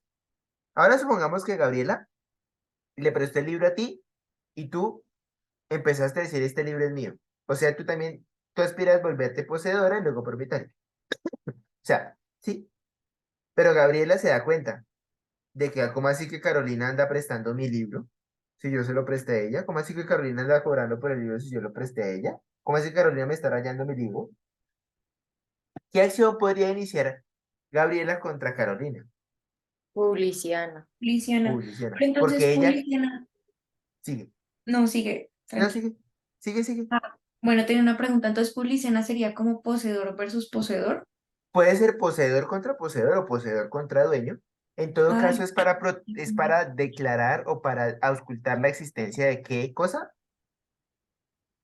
de la propiedad, o sea, como de la posesión. De la posesión, porque para la propiedad está la reivindicatoria. Sí, sí, sí, tienes razón. Juan Espérate, Sebastián, porfa, espérate, repite espérate. lo de la La publicidad. reivindicatoria, ya te doy la palabra, Juan Sebastián. La reivindicatoria es para auscultar, para aclarar si existe dominio. La publicidad sirve para auscultar si existe posesión. Sí, esa. No, sí, era para que volverte a decir el ejemplo de publicidad, porque era que el, el poseedor reclama sus derechos de poseedor, ¿o cómo El es? poseedor reclama su posesión frente al dueño o frente a otro que intente declararse poseedor. Juan Sebastián, Santi, y entonces la publicidad, la acción publicitaria se utiliza pues entre cuando pues se sabe que la persona pues que era el propietario se desentiende de la cosa hasta que surte efecto el usucapión y después de ahí se utilizaría la reivindicatoria, ¿cierto? por ejemplo. O sea, esa no es la única forma de volverse poseedor, pero sí, puede ser. Sí. Ah,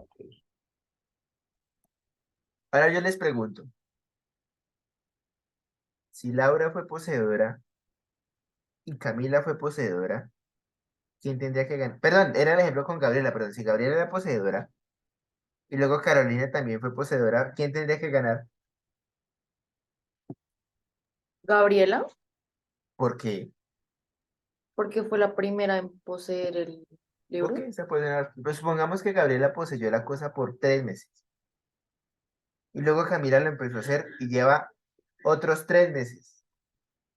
¿Quién tendría que ganar el proceso? Si Gabriela luego de los 3 meses se dispara. Gabriela llevaba 3 meses, perdió la posición y luego por otros 3 meses la cogió Carolina. ¿Hay quién tendría que ganar? Carolina. ¿El dueño? No, pero en este caso es Gabriela contra ti. Yo no me he metido ahí. Ah, bueno, entonces no sé. No sé, Poseedor. pero les pongo entonces el siguiente. Gabriela poseyó por 3 meses y luego Carolina ya va para el 6.º mes. ¿Quién tendría que Ah, ganar? Carolina, ¿Por qué? porque lleva más tiempo con la posesión. ¿Y qué tiene que ver que tenga más tiempo con la posesión? Ponlo al revés. El hecho de que yo tenga más tiempo en posesión significa que me queda menos tiempo ¿para qué? para Para el reclamar. Para Para reclamar qué. reclamar la propiedad. Ah, en ese caso, ¿quién tiene mejor posesión? Gabriela, ¿Sí? No, Carolina. Carolina porque tiene más meses. Eso solo para que lo piensen, solo para rayarles el coco. Pensé que habías dicho que no, pensé que habías dicho que Carolina no tenía más, no entendí. O sea, si Carolina lleva 6 meses y Gabriela lleva 3 y Gabriela demanda a Carolina, ¿quién tendría que ganar? ¿Carolina? ¿Por qué? No, pues que tiene más meses, Y el hecho de que tenga más meses, porque la hace mejor que Gabriela. porque está más cerca de ser dueña. Exactamente. Eso significa siempre va a ganar quien tenga mejor derecho. ¿Quién tiene mejor posesión? El que tenga más tiempo. Entonces, una posesión de 7 meses le gana a una de 3 meses porque tiene más tiempo. Pero bueno, sí, Carolina le ganó a Gabriela. Y si luego yo inicio una acción reivindicatoria, ¿quién tendría que ganar? Laura, ¿quién tendría que ganar?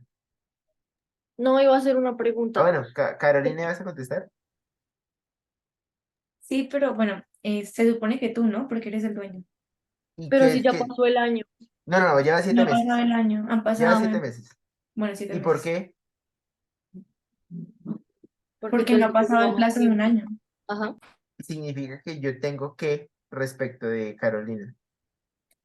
Tienes derecho a posesión del No, bien, ¿no? la posesión la tienes tú. Propiedad. Ah, Tengo no, la propiedad. derecho a propiedad, perdón, es que me confundo, son muy ¿Y qué es parecidos. mejor, la propiedad o la posesión? La propiedad, claro. Propiedad. Porque esa sí es un derecho. Si en la lógica, siempre va a ganar un pleito quien tenga mejor derecho. Laura, En el caso de la publicidad también sería una declaratoria, ¿cierto? claro, porque Declarativa. estamos viendo quién tiene la posesión. Juan Sebastián. Todo eso son declarativos. Santi, y en ese caso que dijiste que los dos poseedores llevan el mismo tiempo, Bueno, ahí habría que mirar. La posesión, fíjate que aquí es lo más delgado. La posesión se compone de qué y de qué. de goce y disfrute. No, no, no, eso es usufructo. Ah, la tenencia del objeto y el ánimo de querer ser dueño. Listo. Gabriela le prestó el libro a Carolina y Carolina es la que lo estaba vendiendo y tales. ¿Qué tiene Carolina? Ambos tienen 3 meses. Sí, pero ¿qué tiene Carolina? Ella tiene el objeto y tiene el ánimo de creerse la dueña. Exacto. Y Gabriela también lo está reclamando para sí. O sea, Gabriela, ¿qué tiene? Ella tiene el ánimo, pero no tiene la tenencia del objeto. ¿Cuál es mejor posesión? ¿La que tengo por solo ánimos o la que tengo por ánimos y cuerpos? Por los dos. Entonces, ¿quién tiene mejor posesión? Carolina, Entonces, ¿quién tendría que ganar el pleito? Carolina. Muy bien.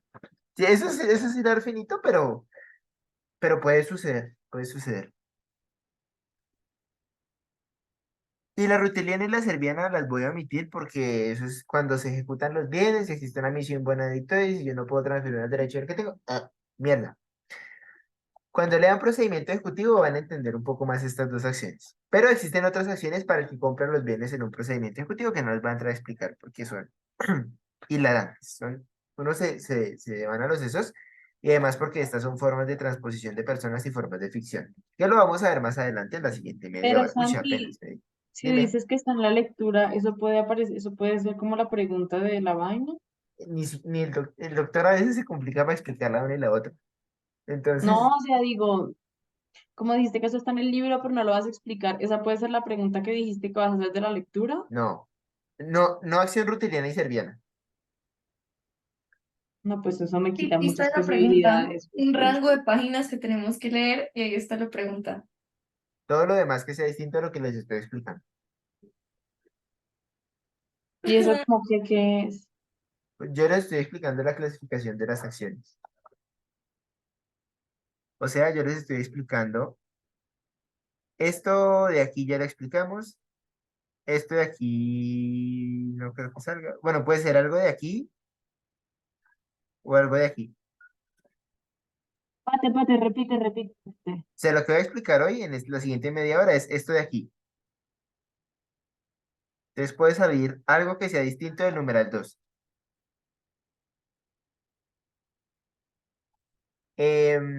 Pero sigo.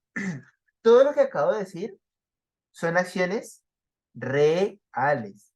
Porque ¿qué derechos estamos debatiendo? Reales. Reales. Entonces, ya hablé de las acciones reales, hablé de la propiedad, los derechos en cosa ajena, la posesión, hablé de las acciones sobre cada una de estas tres categorías de derechos y ahora voy a pasar a hablar de las acciones personales. Las acciones personales son simplemente formas de auscultar quién es acreedor de alguien y por tanto quién es deudor de alguien. A modo de ejemplo, o sea, hay bastantes, hay muchas. Estas sí no las puedo contar tan fácil como aquí. Fíjense, aquí son estas que están aquí, no hay más. En cambio, aquí hay muchas, dependiendo de cada una, dependiendo especialmente de las fuentes de las obligaciones. Entonces, habrá una acción para la que nace del mutuo, habrán dos acciones para el mutuo, dos acciones para el depósito, dos acciones para la compraventa, ¿verdad? Hay acciones para muchas fuentes de las obligaciones. Por lo tanto, no las podría listar todas y cada una. Pero lo que sí les puedo decir es que en general, todas van a tener el nombre de condiccio.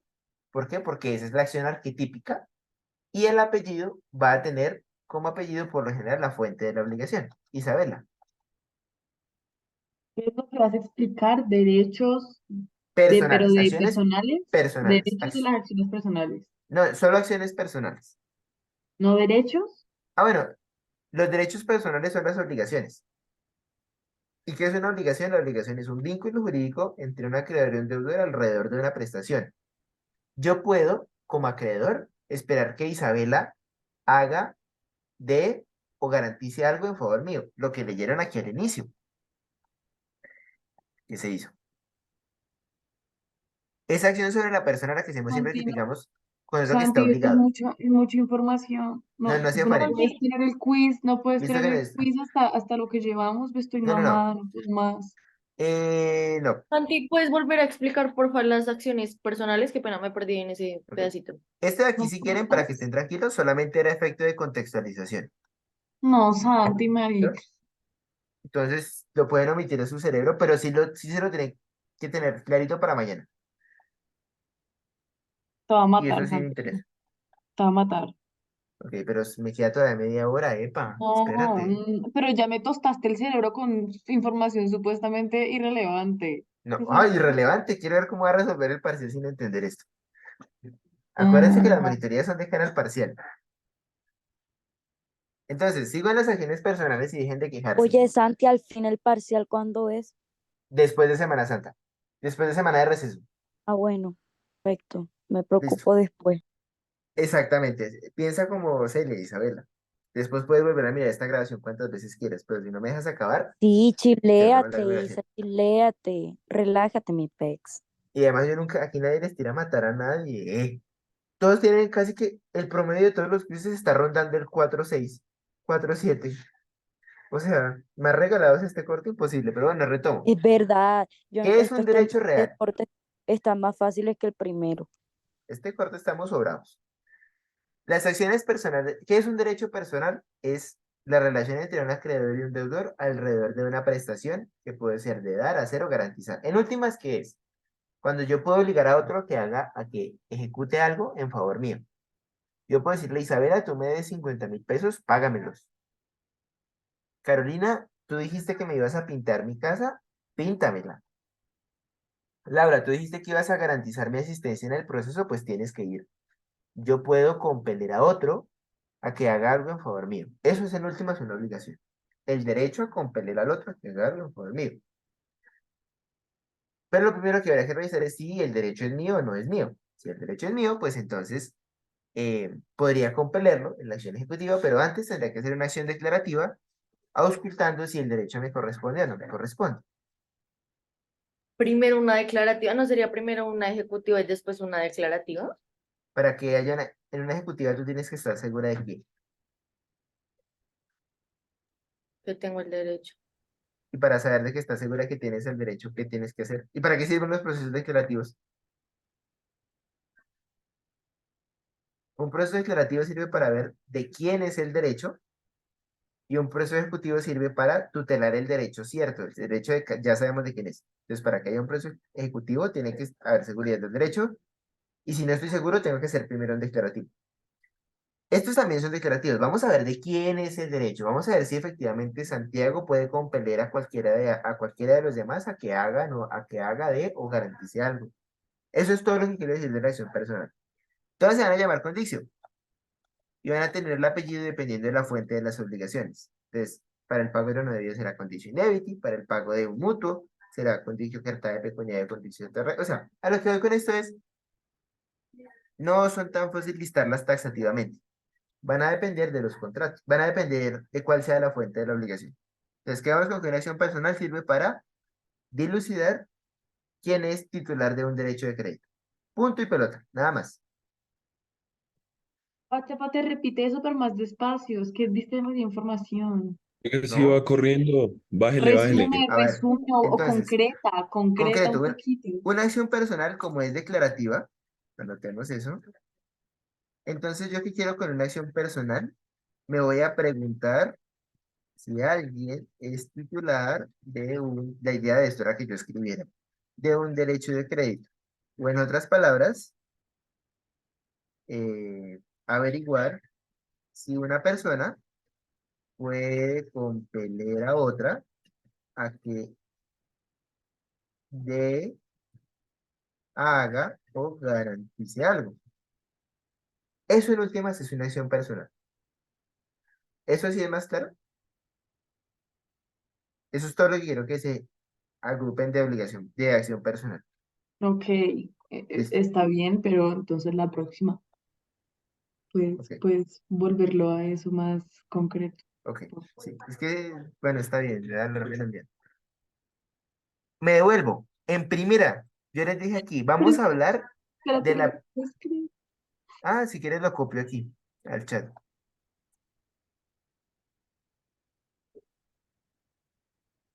Todo esto, retomo. Esta primera clasificación la estábamos haciendo en función del derecho. O sea, miramos las acciones personales, perdón, las acciones reales y las acciones personales. Ya no vimos sino esos dos grupos. Y entre las acciones personales, perdón, entre las acciones reales, vimos todas estas, la reivindicatoria, la divisoria, la vindicatoria, la policial, ¿sí? Esas estaban dentro de las acciones reales, que a su vez están dentro de la primera clasificación, que es en función del derecho. O sea, si estamos auscultando un derecho real o un derecho personal. Eso es lo que les acabo de explicar. Ahora, en la siguiente media hora, si Dios me da licencia, sí, alcanzo. Voy a explicarles otra clasificación distinta. Ahora ya nada vamos a ver de los derechos. Ahora vamos a ver en función, si esto era en función del derecho subjetivo, esto lo vamos a ver en función del derecho objetivo. Parece un poco raro lo que estoy diciendo, pero anoten ese título. Eso es lo que en su lectura les aparece como, así en función del derecho objetivo. Este es un cuadrito de la clasificación de las acciones que salen en la lectura. Y Nosotros lo que acabamos de, acabamos de ver, lo que acabamos es, de ver antes es era del este. objetivo. Este que acabamos de ver es este que pongo en azulito, las reales y las personales. Bueno, hay otras mixtas que persiguen un derecho real y personal, pero nada. Esto que pongo en azul es lo que acabamos de explicar. Ahora vamos a explicar este cuadrito de aquí, que aunque parece más grande, es más sencillito. Este cosito de aquí. Todo esto. Entonces, acuérdense que en Roma, ¿alguien se acuerda qué es el derecho honorario?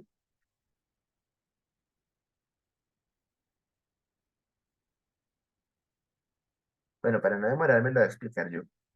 Lo voy a explicar relativamente rápido porque esto lo expliqué en la primera clase de procedimiento. ¿Se acuerdan que yo les dije que en las leyes acciones, yo les dije, para que hubiera acción tenía que tener el derecho subjetivo? Y para tener el derecho subjetivo tenía que haber un derecho objetivo que me concediera el derecho subjetivo. Eso se lo expliqué en la primera clase. Y eso fue lo que yo llamé legitimación en la causa. Es decir, el derecho objetivo, perdón, aquí en este, ustedes escriben hacia allá. Entonces tengo que estar aquí. No, hacia allá, acá, perdón. El derecho objetivo me concede un derecho subjetivo. Y el derecho subjetivo me permite accionar. Eso lo expliqué en la primera clase. ¿Se acuerdan? Les dije, en las acciones de la ley siempre habrá un derecho objetivo que conceda un derecho subjetivo y que me permita accionar. Eso les dije que así funcionaba en el procedimiento arcaico. En el procedimiento clásico, puedo tener el derecho, perdón, el derecho objetivo, como pongo aquí está, el derecho objetivo, el derecho subjetivo y la acción, ¿cierto?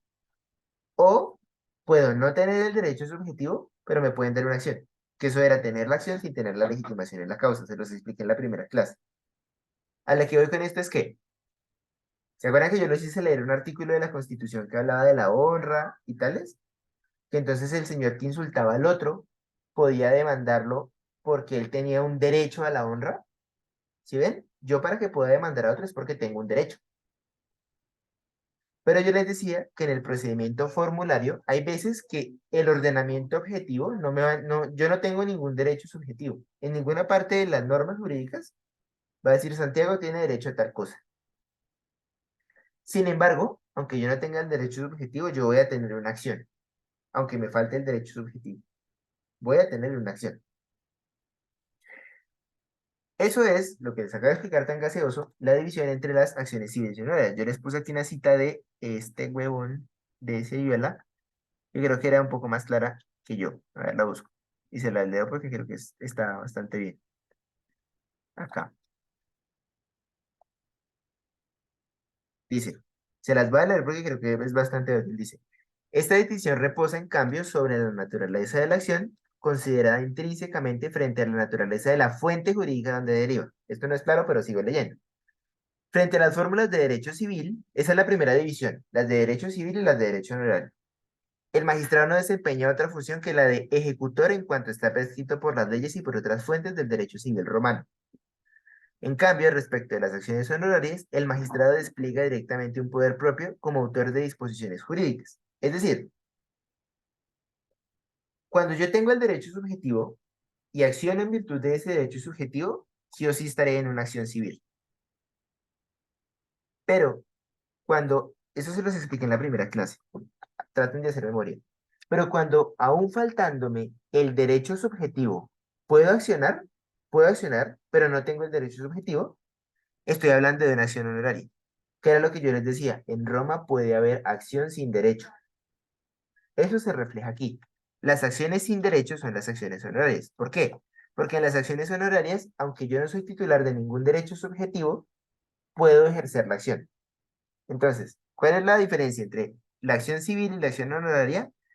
Que en la acción civil tengo un derecho subjetivo, o por lo menos el ordenamiento objetivo, el conjunto de normas, me lo puede otorgar, porque hay ordenamiento jurídico que me otorga un derecho subjetivo. En cambio, en las acciones honorarias, por ningún lado aparece ese derecho subjetivo. En ningún lado dice, usted tiene derecho a la vida. En ningún lado sale eso. Pero aún así yo puedo demandar a otra persona por homicidio, por ejemplo. Lo que les expliqué en la primera clase, nada distinto. Esa es la diferencia entre una acción civil, en la que existe un derecho subjetivo que me permite accionar, y una acción honoraria en la que no tengo el derecho subjetivo, pero aún así se me está concediendo una acción. Que era lo que yo les decía en la legitimación en causa. Que estaba en la... Si no entienden esto, devuélvanse a la contextualización que explico. Dentro de las acciones civiles hay dos. Las acciones de derecho estricto y las acciones de buena fe. Acuérdense que la fórmula era un conjunto, era un chismecito, era el resumen del litigio y las instrucciones que se le dan al juez. ¿Sí o no? Bueno, en ambos casos estoy hablando de acciones personales. Esta clasificación solo aplica para las acciones personales. Cuando una acción es de derecho estricto, el juez debe ceñirse exclusivamente a lo que le permita hacer la fórmula. Es decir, si en la fórmula le dicen juez condene, el juez condena y no hace nada más. Si en la fórmula le dice, señor juez, adjudique el derecho real, y ya, el juez solo adjudica el derecho real. Si en la fórmula le dice, señor juez, adjudique el derecho real y condene, el juez solamente puede adjudicar y condenar. Más allá de si eso a él le parece justo o no le parece justo, parezcale como le parezca, él solo puede hacer única y exclusivamente lo que le diga el papelito que le entregara. Eso es una acción en derecho, sí, pero eso sí es estricta, porque él solo puede hacer lo que le dijeron en ese conjunto de instrucciones y no puede hacer absolutamente nada más. En cambio, en las acciones de buena fe o en los juicios de buena fe, a diferencia de las acciones de derecho estricto, el juez puede, en general, puede hacer cosas distintas a aquello que se le permite hacer en la fórmula. Tiene un margen, eso no lleva tilde, márgenes sin margen no, de discrecionalidad. Es decir, aunque la fórmula le diga juez condene y juez adjudique, por decir algo, si el juez considera que eso no es justo, no falla en ese sentido. Si el juez considera que tiene que condenarse por menos de lo que dice la fórmula, lo puede hacer. Si el juez considera que se puede fallar por más, lo puede hacer. Esa es la diferencia entre una acción de derecho estricto y muy por encima de una acción de buena fe.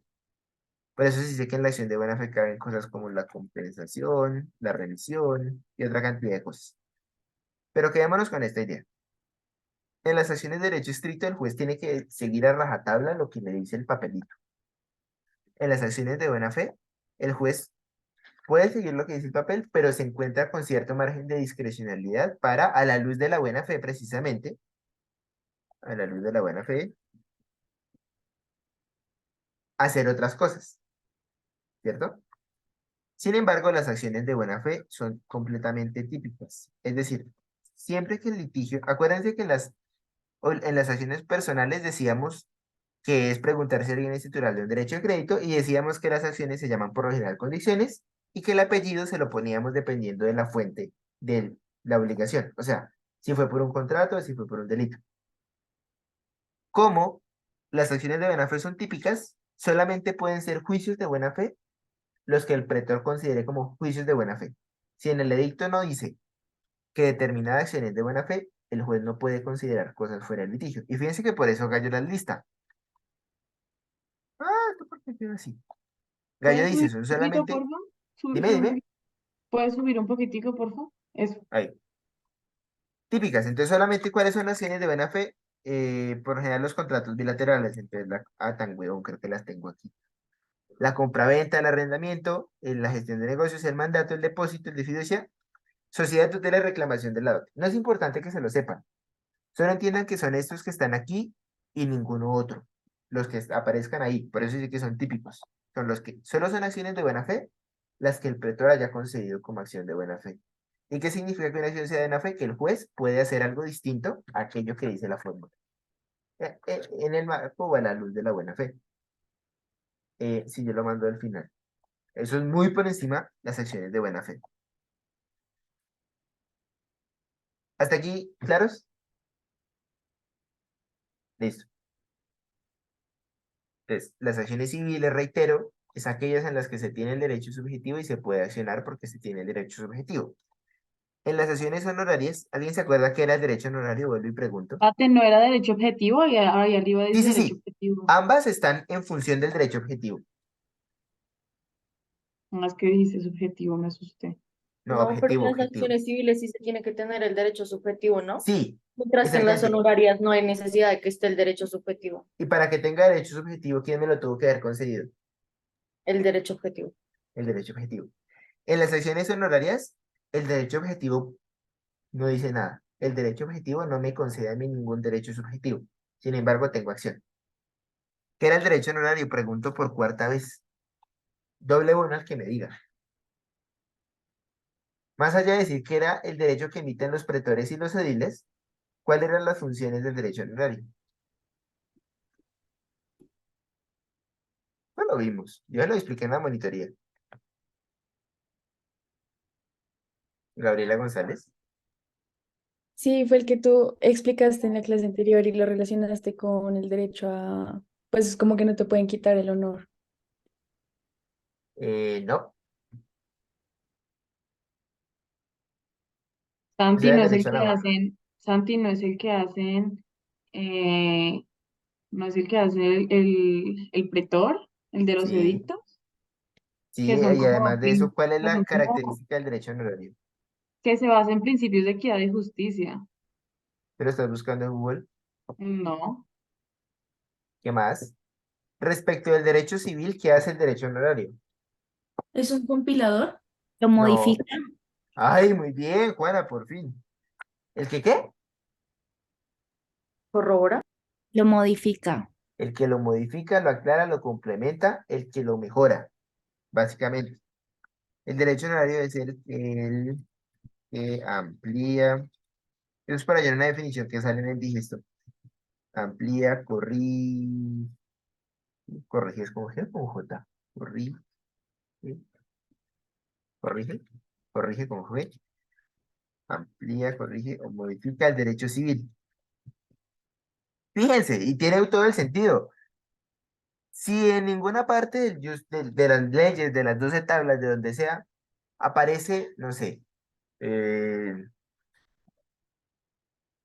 aparece que la posesión es un derecho, pero todos estamos de acuerdo en que la posesión merece una tutela. Ah, sí, perdón, Juana, gracias. Es Juana, ¿verdad? Isabel es la otra. Listo. Ay, Significa que si el derecho honorario amplía el derecho civil, por obvia lógica, aquí existe un derecho subjetivo concedido por el ordenamiento objetivo. Pero aquí evidentemente no, porque por algo es que este amplía al otro. Aquí no existe. Por eso fíjense la definición tan atinente de Sierra. El magistrado despliega directamente un propio poder como autor de disposiciones jurídicas. Él está haciendo las veces de legislador y por medio de la acción está concediendo un derecho subjetivo. Entonces, si yo lo hago de derecho objetivo y acción, si lo hago al revés, también tendré que llegar a acción, derecho subjetivo y por lo tanto derecho objetivo. Pero bueno, ya estoy elucubrando.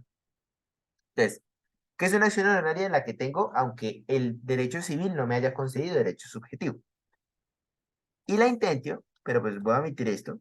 Simplemente podemos decir que la clasificación de esas, no me voy a explicar porque hemos visto las partes de la fórmula. Las secciones honorarias, a su vez, se dividen en dos. Paren de bolas. En las acciones basadas en el derecho y las acciones basadas en el hecho. Esa es la segunda clasificación. Ahí que dice mi cuadrito. Fíjense. Ya explicamos las civiles, las de derecho estricto y las de buena fe. Ahora estamos aquí en las honorarias. Las honorarias pueden ser o basadas en el derecho civil, in jus concepta, o basadas en el hecho, in factum concepta. ¿Qué significa que una acción sea basada en el derecho civil o basada en el concepto? Significa que es una acción que, aunque es honoraria, se parece mucho a una civil. Es más, puedo decir, es una acción civil a la que le modifiqué alguna pendejadita. Y como se la modifiqué, pues se volvió honoraria, porque ya no está como, ya no estoy considerando mi derecho subjetivo, pero es una acción. La acción in jus concepto basada en el derecho civil es una que se parece mucho a una civil, incluso se basa en una acción civil, pero le modifiqué alguna pendejada. Pongamos un ejemplo. No, es que no sé si los traigo aquí. La acción reivindicatoria, a ver si la encuentro por aquí en alguna parte. Los ejemplos, no sé si los pegué. No los pegué. Entonces voy a buscarles aquí la fórmula de la acción reivindicatoria. La acción reivindicatoria dice algo así. A ver, acción reivindicatoria. O a ver si la tengo aquí en un PDF. Bueno, no, si no alcancé a explicarles todo, con que les expliqué esto me voy por bien servido. Esto lo debo tener aquí.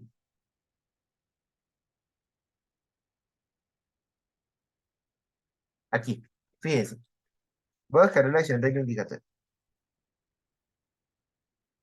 Se las leo. Esta es una acción civil, porque el derecho, el ordenamiento objetivo concede la propiedad. Dice, se las leo nomás para que la escuchen, no tienen que anotar. Si resulta que el fondo capenate sobre el que se litiga es de aula ajerio según el derecho de los quirites, a no ser que le sea restituido según el arbitrio del juez, esto es la cláusula arbitraria, condena a juez a número elegido a dar a aula ajerio cuanto sea el valor de la cosa. Ahora les voy a buscar la acción publiciana.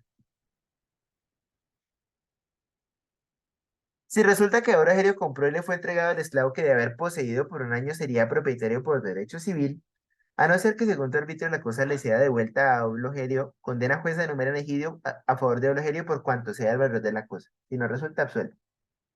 ¿Les suena que son parecidas?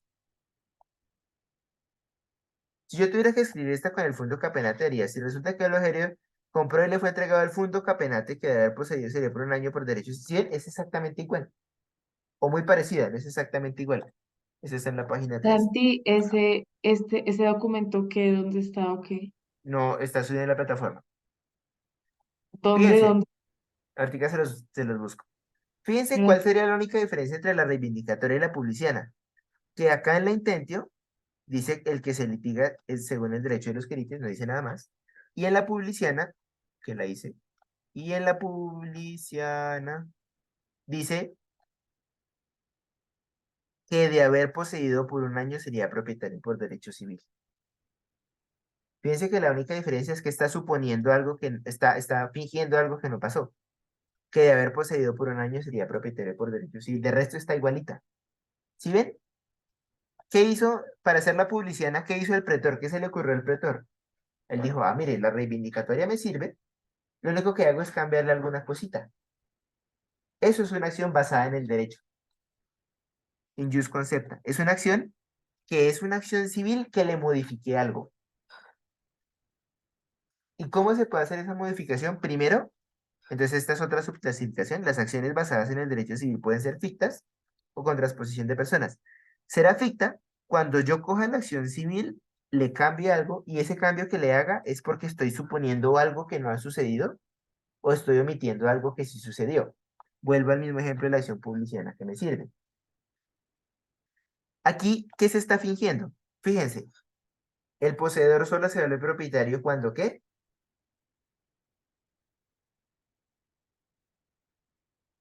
Cuando pasa un año. Cuando pase un año. Sin embargo, aquí en cualquier ejemplo de una acción publiciana, por lo general no habrá pasado el año. Pero el pretor que está fingiendo dice que de haber poseído por un año sería propietario por derecho civil. Está fingiendo que pasó el año. ¿Pasó el año? No. Pero le está diciendo, señor juez, a efectos del litigio, usted suponga que pasó. Finja que pasó. Hagamos de cuenta que pasó, aunque no haya pasado. ¿Sí? ¿En dónde está la ficción? Estoy suponiendo, estoy dando por cierto un hecho que no sucedió. El paso del tiempo. Eso es una ficción. Una ficción es eso, es algo que no es cierto.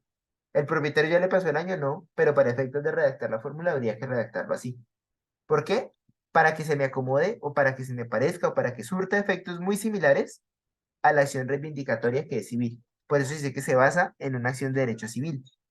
La copio y le cambio alguna pendejada de modo tal que surta los mismos efectos, aun cuando no sea el mismo supuesto de hecho, porque aquí no estamos hablando de propiedad, sino de posesión. Le cambio algo, pero está basada en el derecho. ¿Por qué? Porque me estoy copiando de una acción civil. ¿Eso es claro? Se los acabo de mostrar. Es una acción basada en el derecho. ¿Por qué? Porque estoy tomando una fórmula civil y le estoy cambiando algo. ¿Cómo? Dando por cierto un hecho que no ha sucedido, o lo contrario. También puedo omitir un hecho que sí sucedió. ¿Listo? Una de dos. Dar por hecho un cierto que, dar por hecho dar por cierto un hecho que no sucedió, o omitir un hecho que sí sucedió. Eso es una ficción. Y la transposición de personas es muy simple. Simplemente decir que en la intentio sale una persona y en la condenación se le condena a otra. Pero vamos a omitirlas por ahora porque esta se va a ver, por ejemplo, cuando yo, aquí creo que lo tenía, cuando yo litigo con un representante procesal, en la intentio se coloca al representante procesal y en la condenación se coloca a la persona que está representando. Les leo. El que litiga como intermediario de otra persona lo hace figurando en la intentio el titular, mientras que en la condenación la cambia poniéndose él a sí mismo. Ah, perdón, al revés. Dice, si por ejemplo, Lucio Ticio litiga como si fuera Publio Medio, o sea, Lucio Ticio está litigando a nombre de Publio Medio, la fórmula de este tenor resulta. La fórmula es de este tenor. Si resulta que el número elegido debe dar 10.000 sestercios a Publio Medio, el representado, tu juez condena al número elegido a pagar 10.000 sestercios a Lucio Ticio. Aquí, ¿quién sale? El representante. Eso es una transposición de personas. En la intentio o en una parte de la fórmula más bien aparece una persona y en la otra parte de la fórmula aparece otra. Eso es una transposición de personas. Estoy poniendo una persona, estoy diciendo que el del pleito fue uno, pero estoy poniendo a pagar a otro. Eso también sucedería, por ejemplo, respecto del pater y del hijo. Si el hijo hizo un negocio mal hecho, pues ¿quién sale en el resumen de los hechos? El hijo. Pero ¿quién tendrá que responder? El pater. Entonces, ¿quién saldrá en la condenación? El pater. Esa también es otra forma de transposición de personas. ¿Y ya? Ah, bueno, y simplemente las infractum concepta son aquellas que de ninguna manera se parecen a una acción civil. No existe ninguna acción civil a la que yo le pueda cambiar algo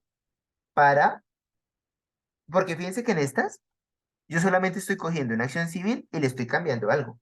Eso Pero dijimos que era eso, una, pero es que no entiendo, porque eso, ¿qué dijimos que era una acción basada en el derecho? La verdad, es una acción civil a la que le cambiamos algo, ya sea porque hicimos una ficción o porque transpusimos personas. Hay casos en los que no hay absolutamente nada por ningún lado que se le parezca. Entonces el pretor se la tiene que inventar absolutamente toda. No puedo basarme en ninguna acción civil porque no hay nada que se le parezca.